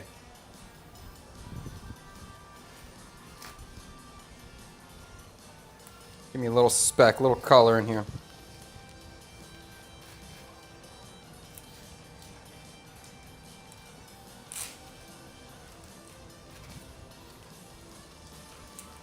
Is anyone else having like weird stuff going on in the last week? I'm just curious if that's a global event or if that energy is just concentrated in Southeast Asia right now. Although I guess we've all had weird stuff going on for the last 2 years maybe. You ever hang out around KOP? What's KOP? Is that King of Prussia? No, I haven't. Where in the US would you move back to? I don't know. It's weird how we just come back to where we're from, man. I like Pennsylvania. I think Pennsylvania is pretty great. I love North Carolina. I'm curious to explore West Virginia a little bit. But really, to me, at this point, it really depends on the local government, what they're doing, what local government is actually caring about their citizens, what local government is not just allowing data centers to go in the countryside. I don't want to buy land in the countryside and buy my like generational property and then they freaking build a data center and just steal my land 2 years later or 5 years after I build it out. So that would be a major, major thought for me. I'd be looking at what states are being protective over their land more than anything else probably. But before it was really North Carolina, Tennessee, potentially South Carolina that I was looking at. All right, cilantro's going in. And I think we're good on the egg sauce. And the egg sauce, I'm going to keep this to the side as well. Okay. So I have a little bit of taro. We're going to cut this really nice and thin, and we're going to fry this right before we serve. I'm not going to need a lot. I'm only going to need a tiny bit. So this is, I'm only going to use half of what I have here.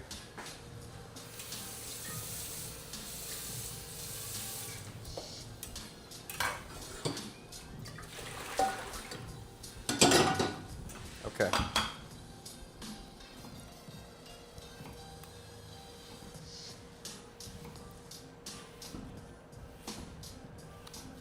So there's a very, I don't know if it's very popular, but there's a salad you commonly get here called gỏi khoai môn or gỏi bó khoai môn.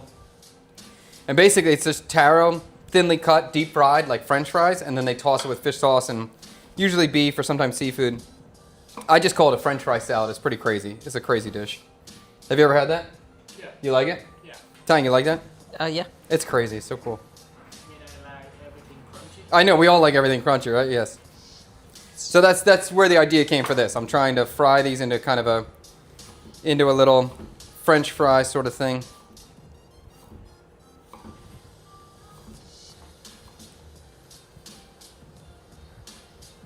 Okay.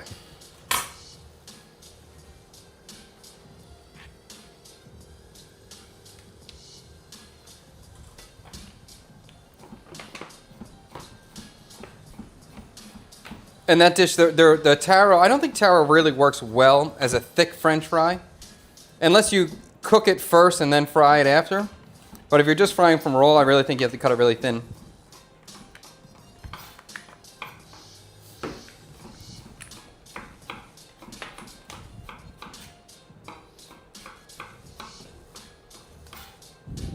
Hi, do you like spicy food? Yep. Okay, cool. Don't come to Cali, chat. It ain't great here. Yeah, I haven't heard great things about Cali. Is there a lot of crime in Philly? I live in Australia. Is Philly a blue state? Philly is a blue city. Pennsylvania is a purple state, so sometimes red, sometimes blue. Yes, there's crime in Philly. Yes. And I mean, I've talked about that before where I'm walking around in Philadelphia, in Saigon. I have no fear, really, of like any sort of physical crime. But Philadelphia, yeah, I'm watching my back all the time. I'm always alert in Philadelphia when I'm walking around. Regardless of the neighborhood, there's just a sense of like knowing your surroundings and making sure you see what's going on. Keeping your head up. King of Prussia just opened a new outdoor mall? Really? Interesting. How far down the line would you start considering moving out? Kind of relating to that previous question about the weather in Saigon. The heat is getting to me, so I think maybe 3 or 4 years. But even if we left, or if we moved to America and had a house, I still would want to come to Vietnam all the time. I would love to come to Vietnam December, January, February every year. That weather in Vietnam, in Saigon specifically, is just incredible at that time of the year. All right, so I got the meatballs. I just want to check the flavor, see how the broth is. It tastes like Dick All Trunk. I don't know why that surprised me, but it does. Okay. The meatballs are tender. The fish sauce, caramelized sugar tastes great. I'm going to take the lid off now, turn it on low heat, and get them nice and sticky.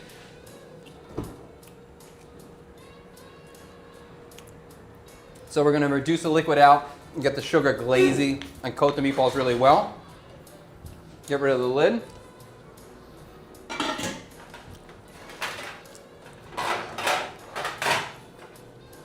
I don't have quite as many dishes as last stream, but Tree's got some work to do after this one.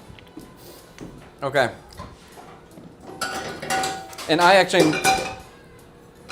You right, Liam? What's up, buddy? Chilling?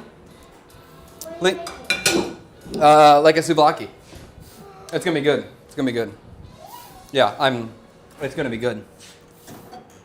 I'm tasting it. I'm gonna fry the taro right now, just to get it out of the way. Let's fry. Let's be done with it.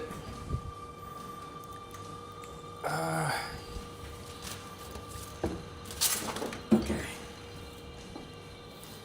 Do you know Hi? He's your editor. Yes, and you know what? I bet you Hi sees you all the time. Actually, it's got to be so weird. Like before, Tang used to edit a lot of the family vlog videos. So I know you guys are watching us all the time, but you haven't met him really. But he sees your videos all the time. He sees the behind the scenes, front of the scenes, all of it. Feel a little bit kind of trying, right? Did you just lose a tooth or something? Yeah. You just lost it? For like What up? 20, 15 minutes. Today, I could tell you, man. I see a gap. Oh, okay. Did it hurt? Did you pull it out or just popped out? What? You pulled it? Wow. Actually, I just changed my mind too. I'm gonna wait on frying the taro. I really want the texture to be nice on that. So let's get the bread done. And I just put the oil on the stove, so we'll heat that up. But let's get the bread done and out of here. So we'll have super crispy taro when we're ready to go. Okay. So I'm gonna heat this pan up. My big boy pan. And now, this is some sourdough bread. The unique thing about this sourdough bread is I made it with coconut milk, which I've never done. So it's probably about 30% coconut milk, 60% water for the liquid. I have no idea what it's going to be like. I have high hopes. I always have high hopes. Chad has 2 editors. Yes, I do. So Hi does all the family vlog editing, all the editing that you see on this current YouTube channel. That's Hi. And Tang hasn't done, well, he's done a lot of editing, but not different videos. So he's always editing live streams recently. Okay, let's get some flour.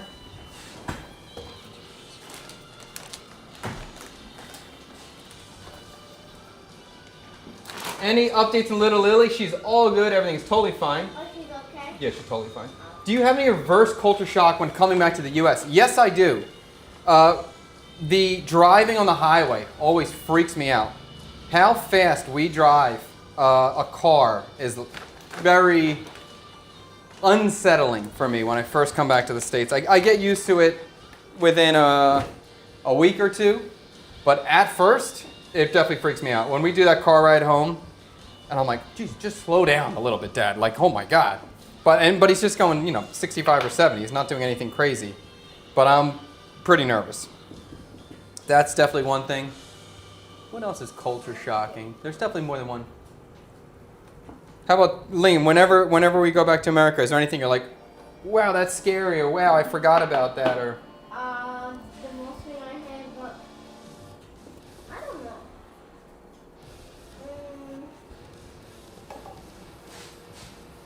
If you don't think of anything, it's okay.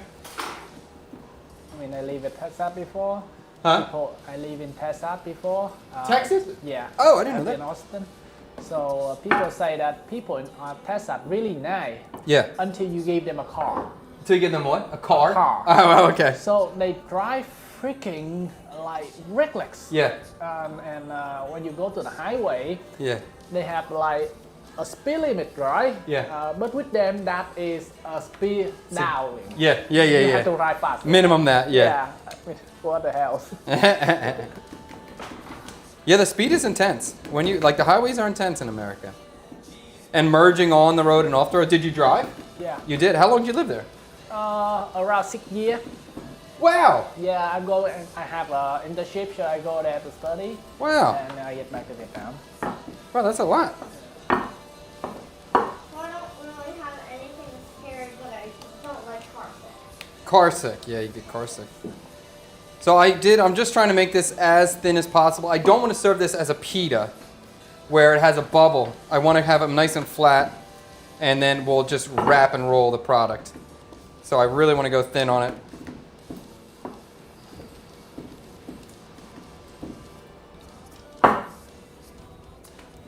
And I think that one feels good, so we'll go with that. We'll see if we can smell the coconut oil, or coconut milk while we're cooking it. Okay, so I'm gonna throw this right in my pan.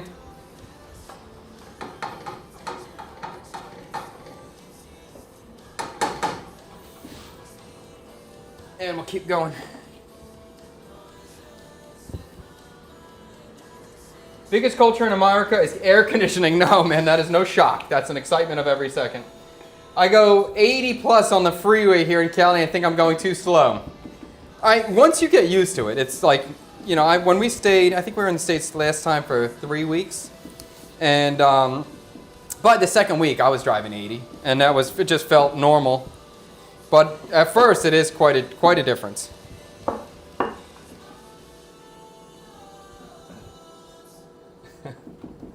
So Hal is a longhorn. Can you use taro the same way as potato, like mashed, baked?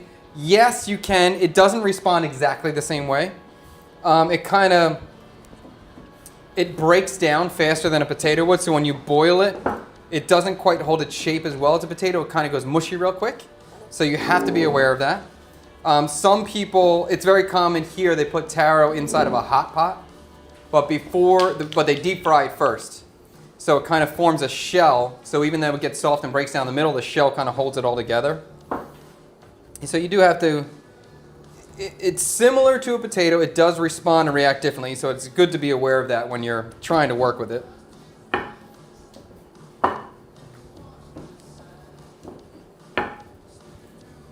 Okay. So we're just throwing these breads down. We're going to let them bubble up. We'll give them one flip. The first one, the pan was probably a little bit cold on the first one.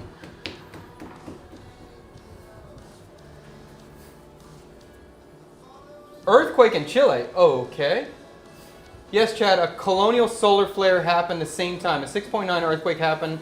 Some planets, including Earth, are in a very 21,000 year alignment. Well, I don't know all the details about everything, but I definitely think there is spatial energies that affect our planet for sure. You okay, Lynn? You hungry? We're gonna eat soon. We're close. Bread's almost done, and I gotta fry the potatoes, and we're good. We're eating. Have you braised crispy pork belly before? Yeah. You mean like after frying and then braising it? If so, yes. And actually, probably one of my favorite things with that crispy or roasted pork belly is when they stir fry with the pickled cabbage with dochua. Dochua? Yuachua.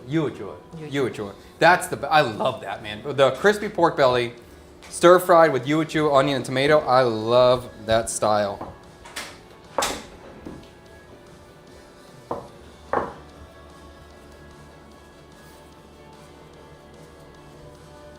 Wait, I'm sorry. Are you sweating right now? I'm in Duan Van Minh.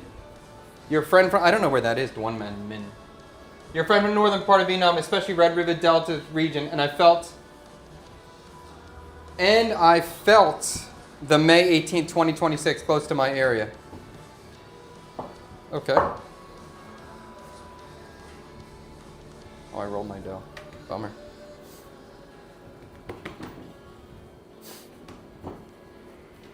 Tang, do you believe in all the space energies?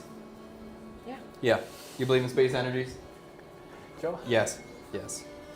I don't believe, people who don't believe in space energies, crazy to me. At this point, we don't know anything. We don't know anything. Yeah. I agree. Best thing to do is just focus on building a YouTube channel. Who knows what's real anymore? Let me try to flip this, see what this looks like. Oh. I've stopped having a essential crisis a long time ago. Existential crisis? Yeah. You did, or are you going through it right now? I did. Yeah. Before. What were you freaking out about? Am Just I like- real? Who am I? Yeah. Oh, you're Tang. Or our galaxy is just a speck, Simulation? a speck of a bigger living living organism. Uh-huh. Our galaxy is a speck of a living organism? Yeah, just like DNA in our body. Oh, yeah, I know what you're saying. Yes, and probably.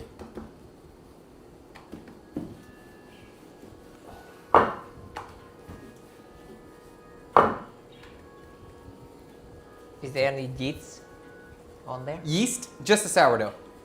So there's the natural yeast, but no added yeast. I'm really done. The only bread I make now is sourdough. I don't use baker's yeast or any instant yeast. It's all sourdough now. The only thing the two things I really want to accomplish, figure out, I haven't tried it yet, but I want to make a sourdough banh mi, see if that's feasible. I'm told it's not possible, but I want to try. And then I also want to make a sourdough cinnamon roll. I love cinnamon rolls. I haven't had one in a long time. I want a freaking cinnamon roll.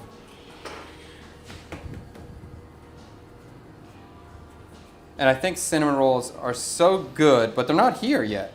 I heard somebody was selling one in District 1. It looked good. They, like an American who tried it said it was all right. So I think there's still a market for it. And personally for me, I just want to eat a cinnamon roll. You've never had a cinnamon roll, right? No, I'm going to tell you no. No. Yeah, I'm going to tell you no. Authentically, no. Yeah. I really want to try pretzel. Pretzels are good. Yeah, maybe I can make a pretzel. Is it soft or crunchy? It depends. There's two kinds. Usually, a fresh one is soft, or you can buy them in a package, and they'll be hard. Both are good. Soft is better. That's one of the probably the better things from Philadelphia is a pretzel. Okay. Let's see. We got 6 people in the house right now, so I can get away with making 6 breads to start.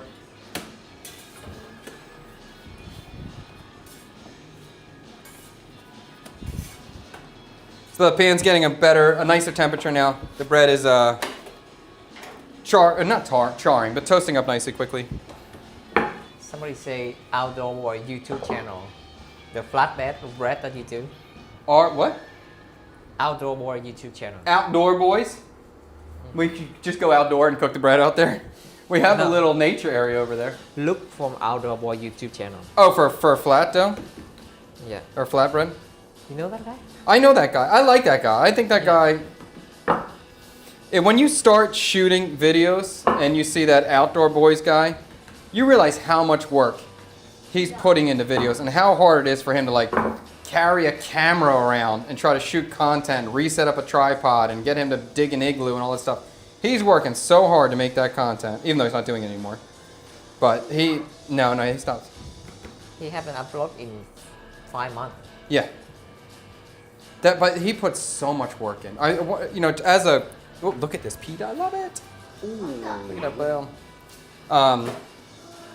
When you start making content, you start to understand how much work it takes. And so some of these guys on YouTube, they deserve it, man. They deserve the views they're getting and the success they have, how much effort they're putting into one video. Okay.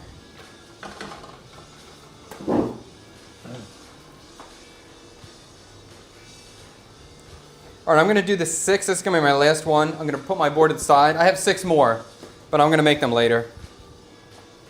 I got to figure out a faster way to do flatbread because I love it. I want to eat more of it, and I want to keep cooking it, but it always takes me a while, and it's always very messy with flour, and I get my whole space all floured up. I don't like it. But I do love the texture of it, and my kids love it, so I got to figure out a faster way. There we gotta get. What did I do? I think I spun it last time. No, it's too short. The dough ball's too small to spin. Look like the guy making pizza. Yeah. I love it. Oh my wow. Well, perfect timing. How do you cook flatbread, make it fluffy but charred on the outside? I always undercook them. Just hot or heat. You need hot heat. You want some char? Get the pan up hotter. And if you want fluffy too, you can go. I'm like, fluff is not what I'm concerned about here. I want chew. But if you want fluff, don't use a rolling pin. Just use your fingers to press it out. And you can still keep the natural air bubbles from the yeast in there. And the texture is really nice. I thought when we made pizza last time, that clam pizza, that I learned that lesson really quick. When I didn't roll it with the flatbread, the texture of the pie, the texture of the crust was superior. But for this, I'm not really looking for natural bubbles from the yeast. I want chew.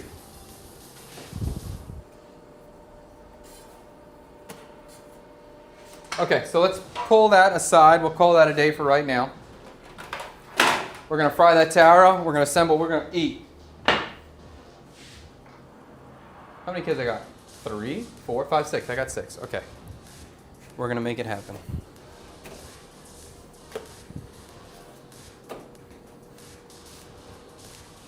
How many kids I got, Liam? 3. You're right about that. You nailed it. You're a genius, Liam. I don't know how you do it. 4 in the spirit. Huh? Yeah, 4 kids in spirit. 4 kids in spirit? Yeah. Is there something you know I don't know? My wife tell you anything I should know? Yeah. I see in your future. Oh, you see it, huh? Oh. Oh, I'll take it. Ooh, I'm excited. My wife is never going to let you in the house again, though. Okay. Just wiping down. Flour is always so damn messy. Goodness.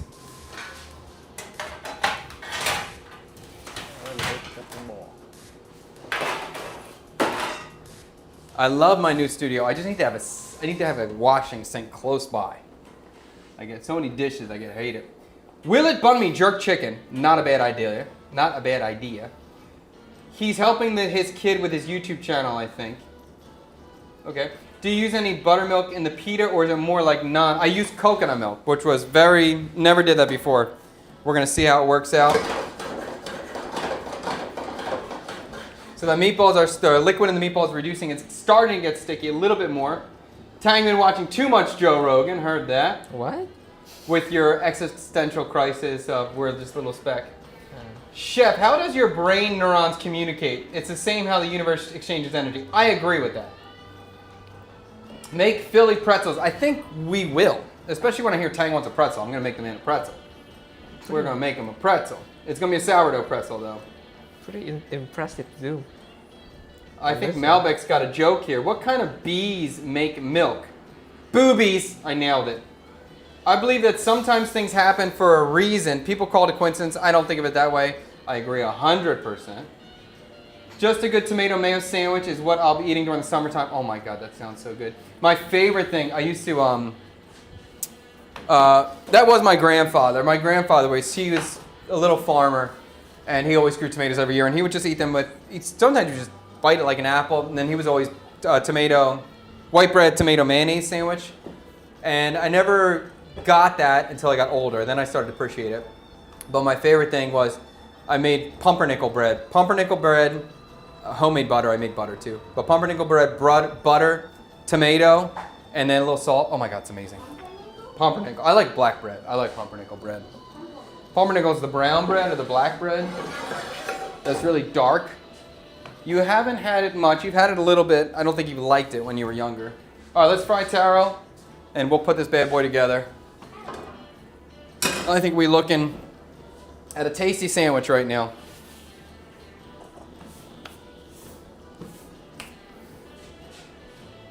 Do I put my dirty, floured up cutting board back in the shot, or do I leave it off to the side?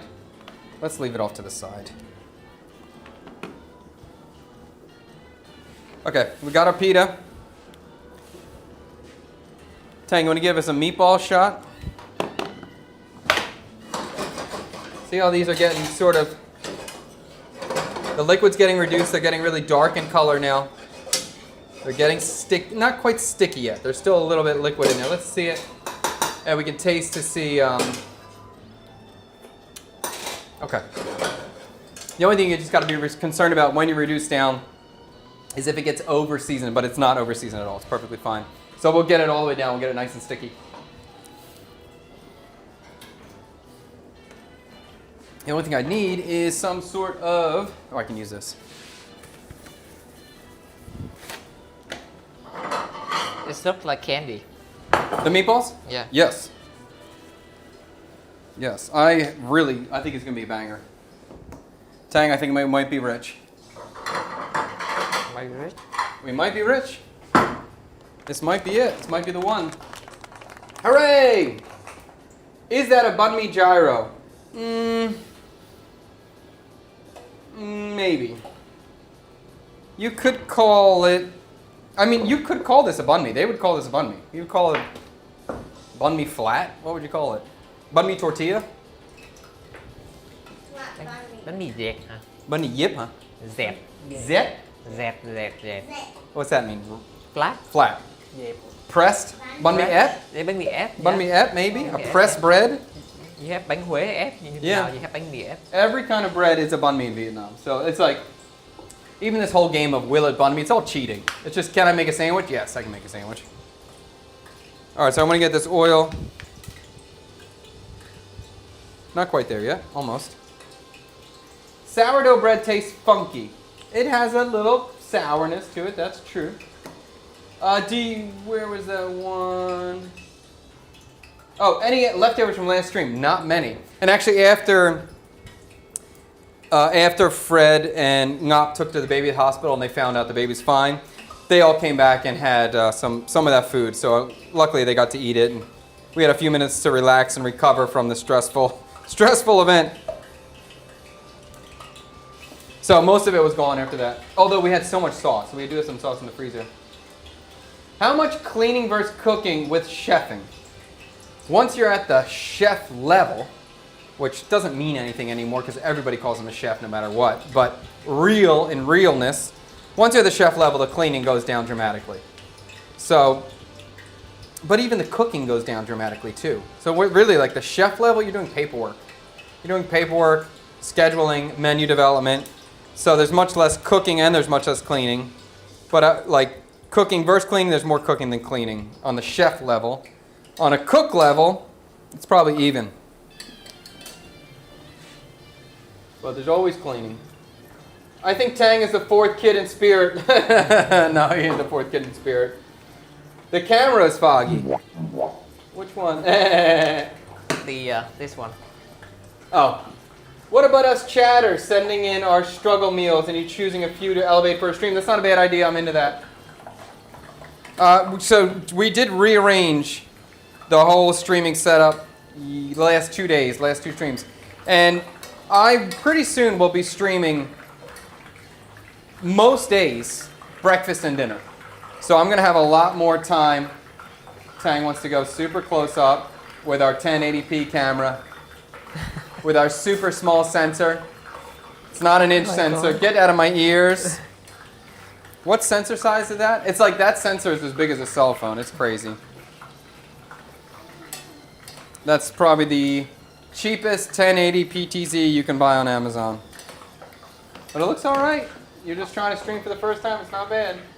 I'm surprised the Kitchen Nightmare use PTZ or PTZ camera. Kitchen Nightmares? Yeah. What? But they're using Canon probably. That's a $10,000 PTZ. Yeah. Or the Sony PTZ. It's another 10 grand for that thing. It's Panasonic. Panasonic? That's Yeah. still. Those are 6 grand. I know. I've looked at all this stuff. There's Canon. I think Canon's 1-inch PTZ is 10 grand. Really? 1-inch sensor. And they use 50 mic. 50 mics? Yeah. Oh my god. It's horrible. And the mic that Golden use Yeah. is $2,000. Oh my god. It lasts 15 hours. So we'll have to do like we'll have like a gold donation bar at the top. All we need is $100,000 and we can level up the studio. That's it. How much Malaysian food do you fire up? I would say none. Not out of dislike or anything. I just don't know much about it. And by fire up, I assume you mean cook. So I haven't cooked any Malaysian food. I don't know much about it. I know that I would like to eat laksa. I'm curious about laksa. All right, so we're frying these tower. I want them to be a little bit more golden. We'll go a little bit longer. Tang, I'll give you some good lifting shots for you to see what that looks like. I missed cooking the comments. I enjoy the videos of you cooking at home a lot more. Okay. I am at home. This is my home. But we've been doing cooking the comments a lot lately. We have a lot of cooking the comments moments. Who was that? Albedy. Or Al Dib. Most of these streams, we've been doing a lot of cooking the comments. So we usually vote on what we're going to make next, and to me, that's cooking the comments. But It will be back though, right? Huh? It will be back. It'll be back. Yeah. Yeah, as I was saying, very soon I'm going to stream pretty much breakfast and dinner. At least 4 days a week, maybe 5. So I'll have a lot of time to make different content, so we'll definitely be doing cook in the comments. And we're going to try to keep it super natural, super easy, authentic. All right, more taro. Last round, we are ready. I'm so hungry, I'm so excited. I forgot about chili, we need chili. Oh, I have pickled chilies. Oh, that's good, they're spicy, that's perfect. Bachi chili. It is batchy. Where are they? There they are.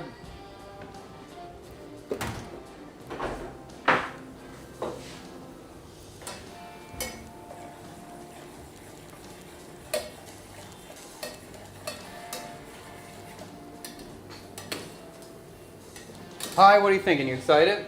Yep. I think it's gonna be good. Smell really good. Yeah. That's how you market. Will it sandwich? Too boring. Will it bun me? Ding, ding, ding. I disagree actually. Tang disagrees. Will it No, bun? no, Go ahead. not disagree. No, You can disagree. because so many people doesn't know what bánh mì is. Bun me locks us into a certain category, throws us into a niche. It's hard. It's hard when you're playing this game. When you're trying to play the YouTube game, you're trying to play a YouTube title game. You want to make it broad enough that people click into it, but you can't. It's hard. Hard thing. Like And even this situation, like, if I call this could be a Will It Bun Me episode. We're doing a Vietnamese style filling with a non-Vietnamese style bread. This is technically a bun mi, could be bun mi ep, but are people going to consider this a bun mi? No, but even though it is. So, and for me, like I keep saying that a bun mi to me has crispy bread on the outside and balance. Well, this isn't going to be crispy. It's kind of hard to, bun mi is a hard word to categorize, or like hard word to work with, because people don't really understand what it means. It just means bread. And then they also have something in their head that they think it is, which they are kind of right about, but not 100% right about. Chef has that problem many times ago, but because you said you want to make a different type of content, but Yeah. people only click to phở and bánh mì. Right. Yeah, and we always want to show, like I want to show non-pho and bun mi for Vietnamese food, but what do people click on? Pho and bun mi. That's what they click on. Like, okay, pho lasagna, pho chicken fingers, pho whatever. Ho Chi Minh City Huh? only make content in Ho Chi Minh City. Yeah, you can. If you make content in other cities, people don't click on it. They only click on Ho Chi Minh City. So it gets hard. And then also that just keeps you in a certain box. So I already have the one channel that's very Vietnam focused, and this channel we're trying to make it not super Vietnam focused. But it's hard. I have a skill set and a knowledge base about Vietnam. People want to see that, so it's definitely hard. Chef Chad, greater than butter chicken bun mi. Butter chicken bun mi. We made butter chicken bun mi. Right? What was the butter? We just did a butter chicken thing. Was that a butter chicken bun mi? It's butter chicken, not bánh mì. Not butter. It was Vietnamese butter chicken. It's yeah. Did I put? I don't remember what I did with it. Did I put it with rice or something? Noodle? It's this thing. It was in this bread. Yeah. Okay, let's eat. Here we go. Let's wipe down. I'm on that tree. Yeah, go get Tree.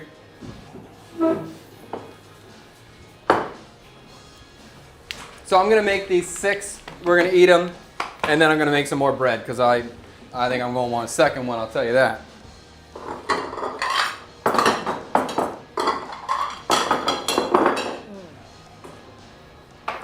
So is a Subway sandwich a bun mi? Yes, it is. Yes, it may not be a very good bun mi. But it's a bun mi. If you show that to a Vietnamese, they're gonna say it's a bánh mì. They're going to. Yeah. Yes. They're going to call it like bun mi, an American bun mi or something. But like bun mi is bread, so they have to use that word to describe it. Sandwich like there's one time I go to it's food or something. They have a seafood phở, Yeah. and people say that's not phở, that's Yes. hủ tiếu. Yeah. Nah. Mm. They keep the back thing. The only thing I care about is that's good. Yeah, That's is it good? That's good. Is it good? The only thing I care about is, do you click on my video? Add bamboo to lox and replace the egg noodles with bum ball noodles and it become the Laotian dish khao pun. It's really good, by the way. You should try. Oops, I missed it. You should try. What's going on here? What? Okay. You should try it one day if you want to try a good Laotian dish. Okay. All right. So I'm going to build all these at the same time.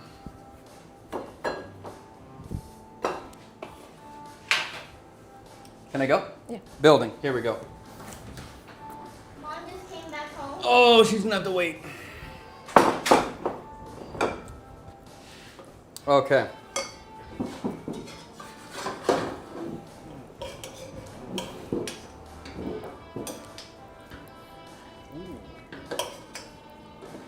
We got our sticky meatballs. Sticky meatballs.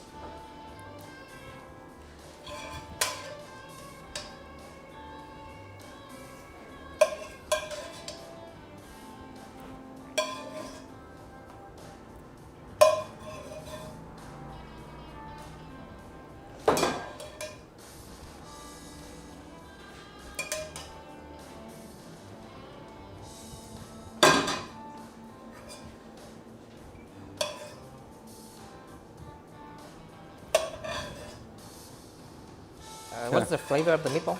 The meatball is it's called chunk. So this is the caramelized fish sauce, caramelized sugar, ground pork, shallot, black pepper, garlic.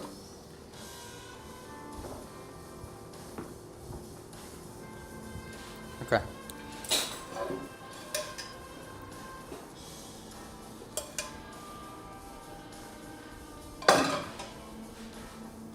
That's everything, right? This is it, and chilies.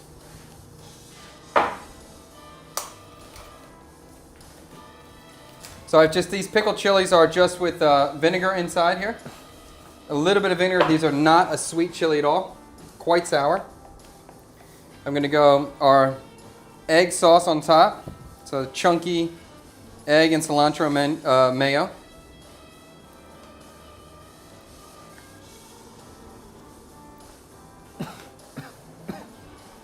The comment is exploding of how look good it looks. Oh, dude, this looks good. I'm excited about this. I'm very excited about this. I think I'm really just into flatbread right now.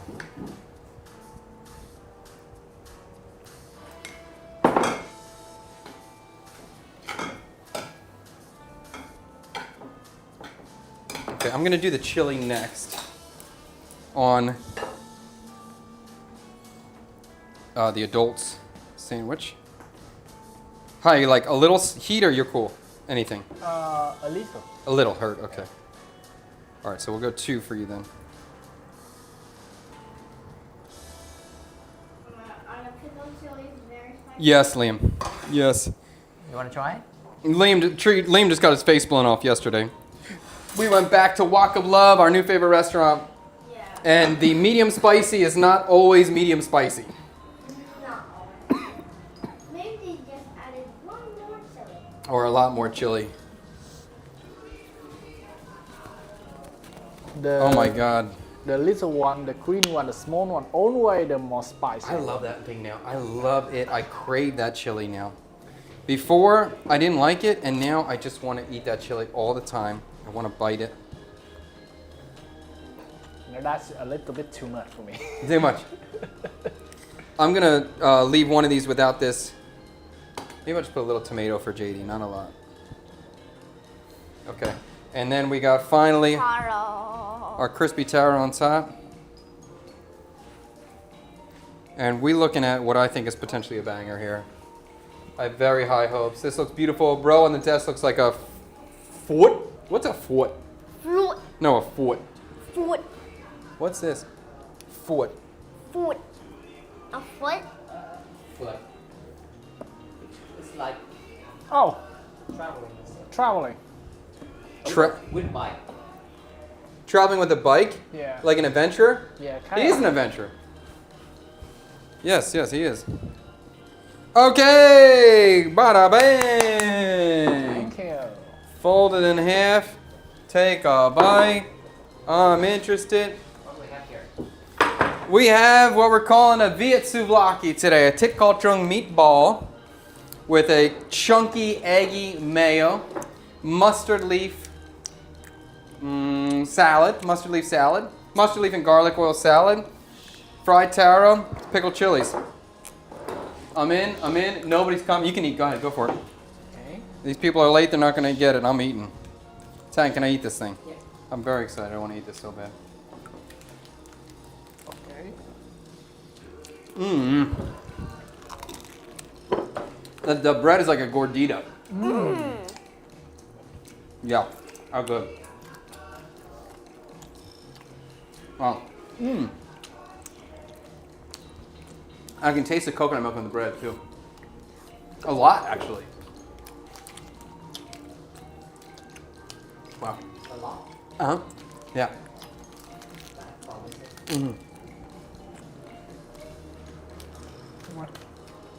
No. Yeah. These other people are going to miss out. I'm going to eat everything.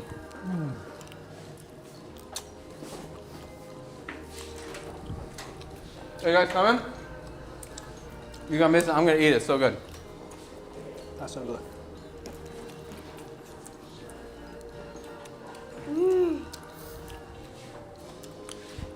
Trey, this one's for you. JD, this one's for you. Wow. Should we go sit next to your mic? Got it. Yeah. Thanks, going to tell you. You want to sit back here? JD or no? You tell me. Yeah, you can sit. You want to sit back here, JD? Let me help you. You sit with me?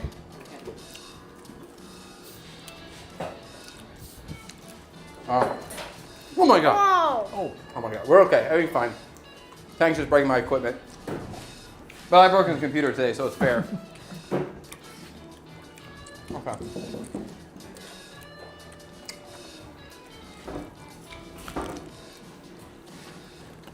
It's so messy. Messy? So messy.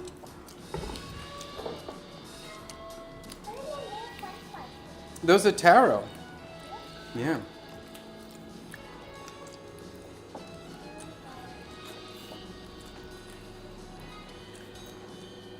Wow. Everybody's quiet. We're enjoying it. Mm-hmm.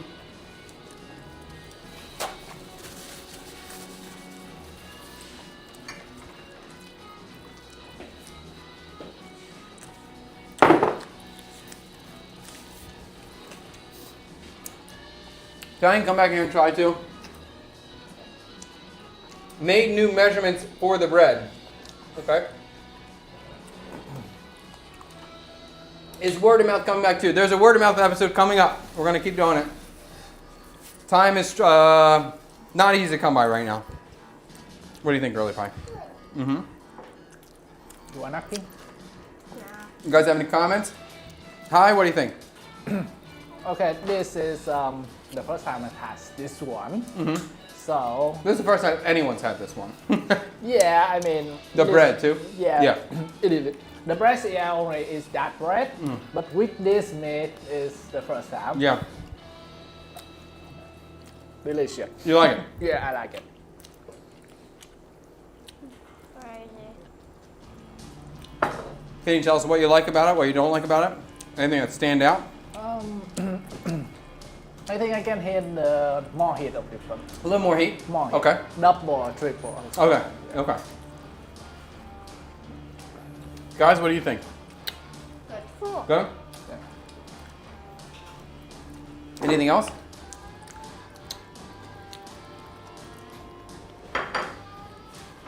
I like that taro. You like the taro? Yep, I can agree with that. Meatballs are good. Meatballs are good.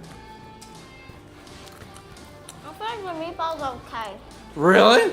Okay. Why? I don't like the flavor. Okay. These are the meatballs that put in the hummus. No. No? No. They're almost Chicken. All right, sure you got this. Hi, you got a number? I would say You can pick it up. Okay. Pick it up and we'll show the camera. We'll have everybody vote at the same time. We'll get Tang to try this thing, see what he thinks.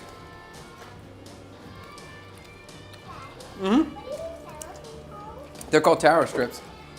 My wife is Vietnamese. She talks a lot while eating, but when she really enjoys it, she will eat in silence. That's a good sign. All right, let's see what Tang thinks of this bad boy. It's really not.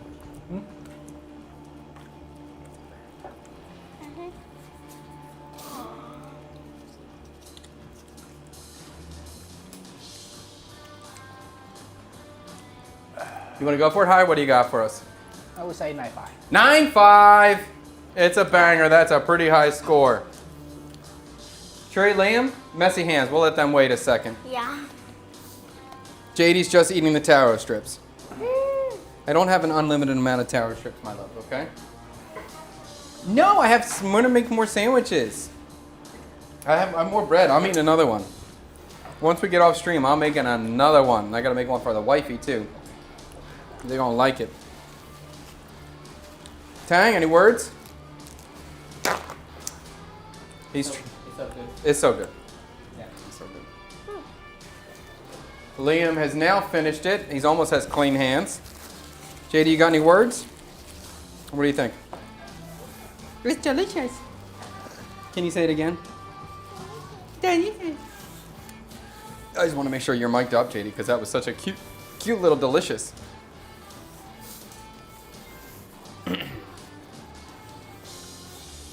I think I'm just going to rate. I'm not going to wait for everybody. Everybody's messy and eating. I'm going to rate it.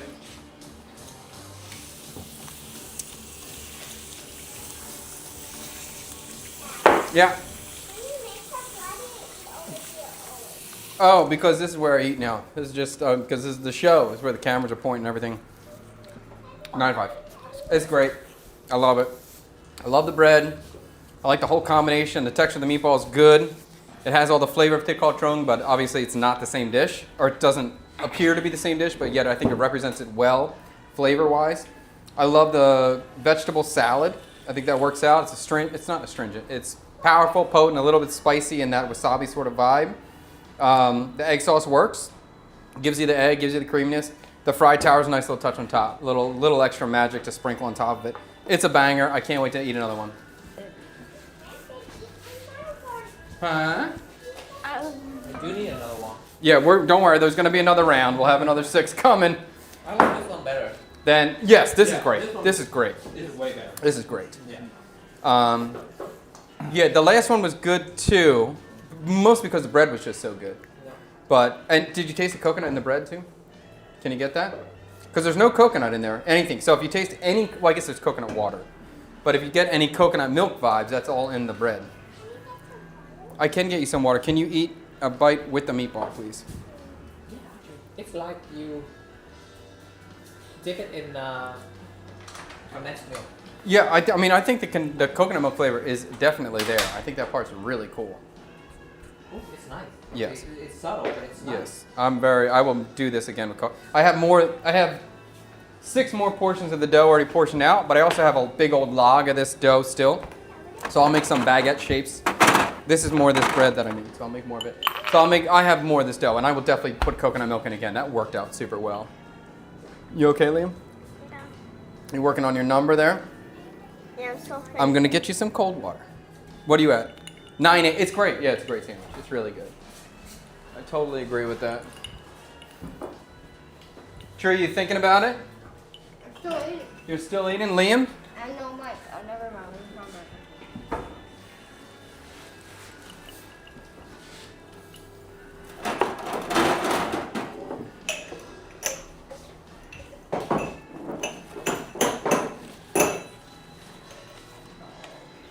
Okay.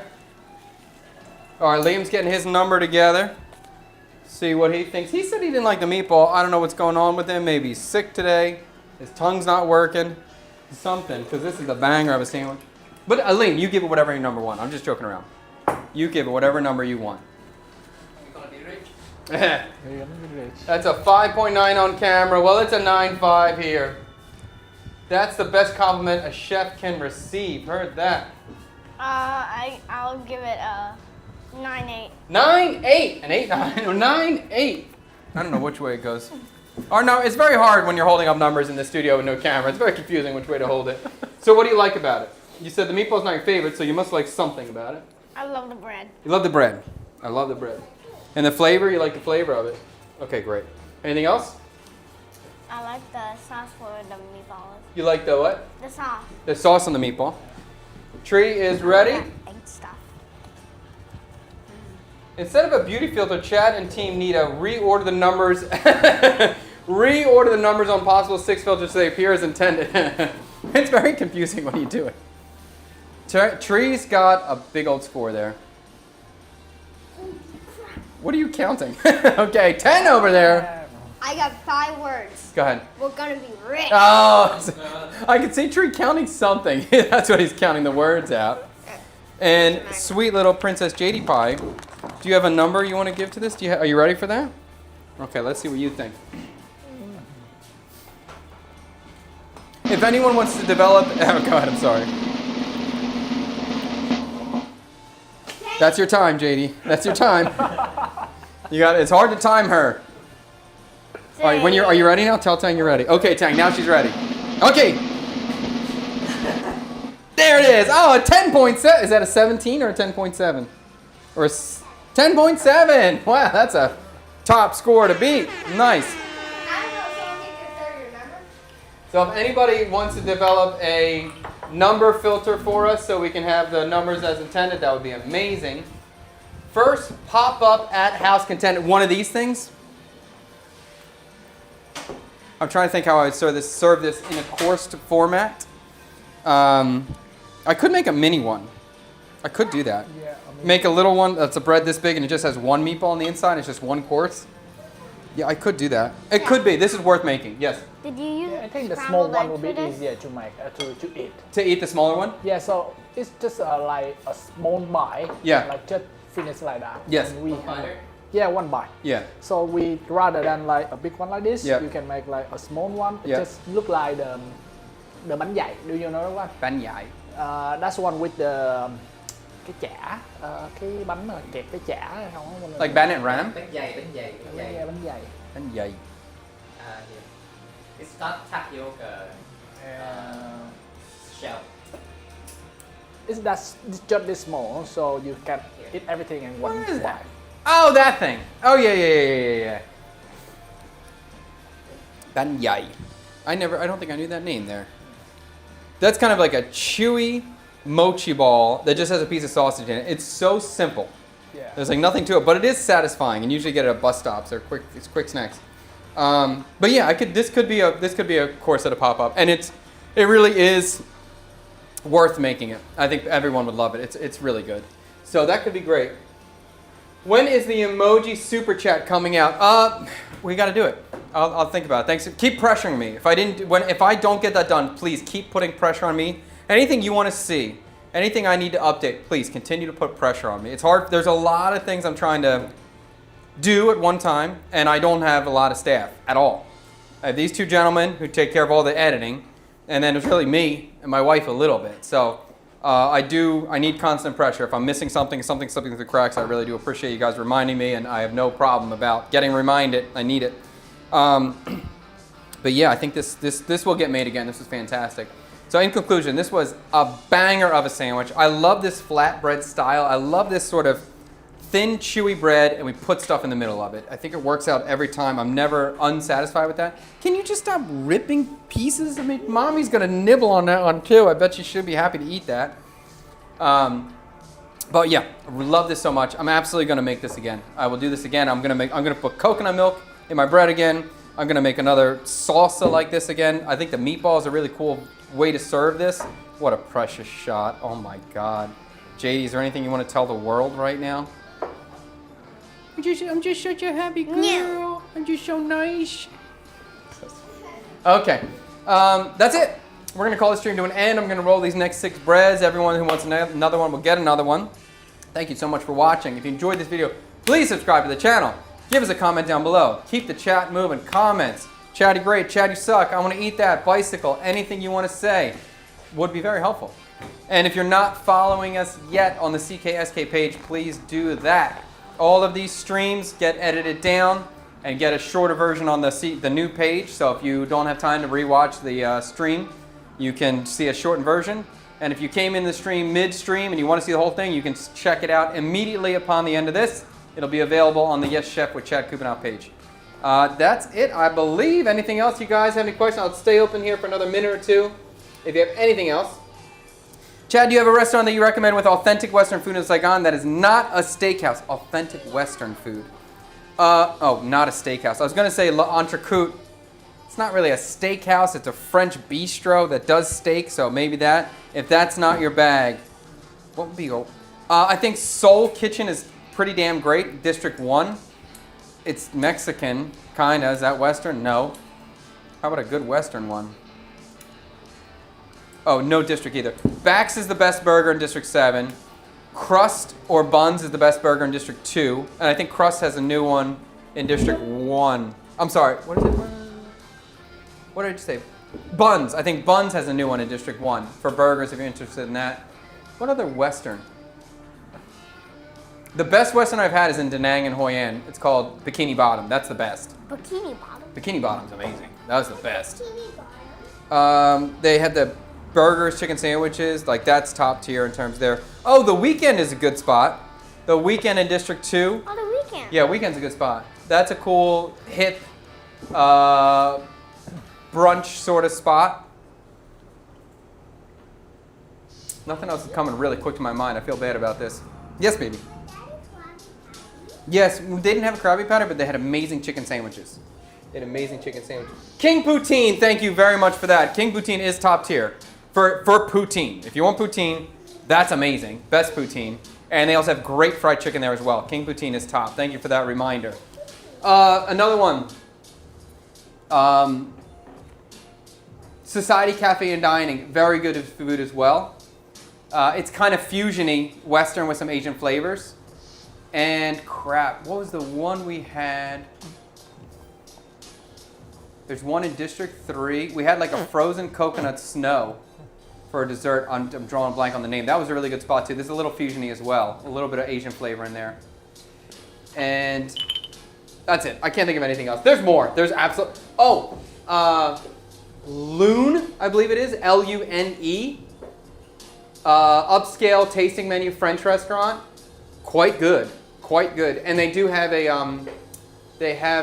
lunch menu for like $300K. It's great. Great deal.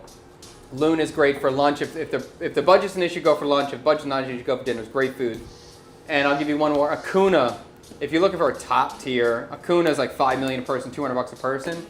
Really, really good food. Definitely using local Vietnamese ingredients, but in a Western format. There's an Australian chef there. I just met that chef, Sam. He's a beast. I really liked him a lot. I think that's it. That's call today. Hi, thank you so much for stopping in. Great to see you again. And that's it. Anything for you to say? Nope. He's a silent man. Tang, anything for you? Good souvlaki. Good souvlaki. JD, why don't you do the outro? I know you love doing the outro. You always want to do the outro. You want to do the outro? Anything you want to say? That's it. I'm going to keep making roll bread. Thanks so much. See you guys on Friday morning. Maybe even tomorrow. I'll probably turn the stream on tomorrow. Oh, perfect. That's the ending. JD, that's the one. Thank you so much. Okay. Bye-bye. Go ahead. Have a nice day. All right, I'm going to wiggle you a little bit, okay? I'm going to roll 6 more. Can I have another one? Yes. Mad Rooster. Mad Rooster's good. Mad Rooster's a good spot. Very good spot for burgers. Very heavy. Super heavy, but great. Really good food. Is that from Tui? Yeah. I wish, there's so many more. There's really so many more. They're not coming to my brain right now. What's the tasting menu that you got to? Luna's tasting menu. Albion is great. Albion's another great tasting menu. British cuisine. Really great food. There's so many. And the vegan restaurant. Diang or Ang Ang? Western vegan? With the I'll be tasting it that we do.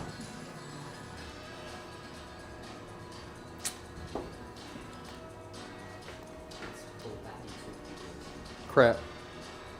But it's Vietnamese though. Okay. That's very Vietnamese. But that food is really fantastic. Shoot.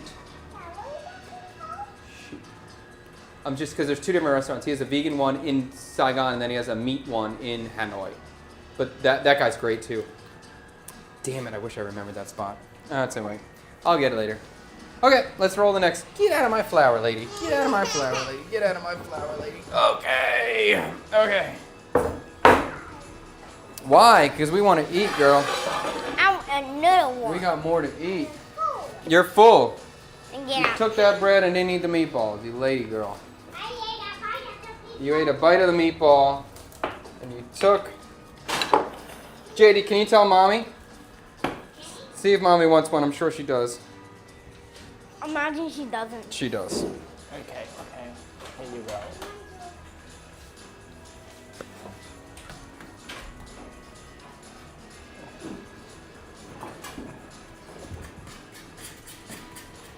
You want to turn off TikTok? Are we still streaming here, right? Goodbye, TikTok. Thank you for watching. Goodbye. Well, hi, you did it. How'd you feel? Kind of, yeah, strange. Strange? Yeah. It's no big deal. Easy, no big deal. You want another one? Yeah, of course. Yeah. Delicious.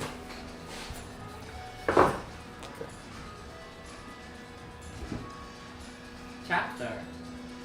Chapter and Tails. That's it. Yep. Somebody in stream say KFC. For West.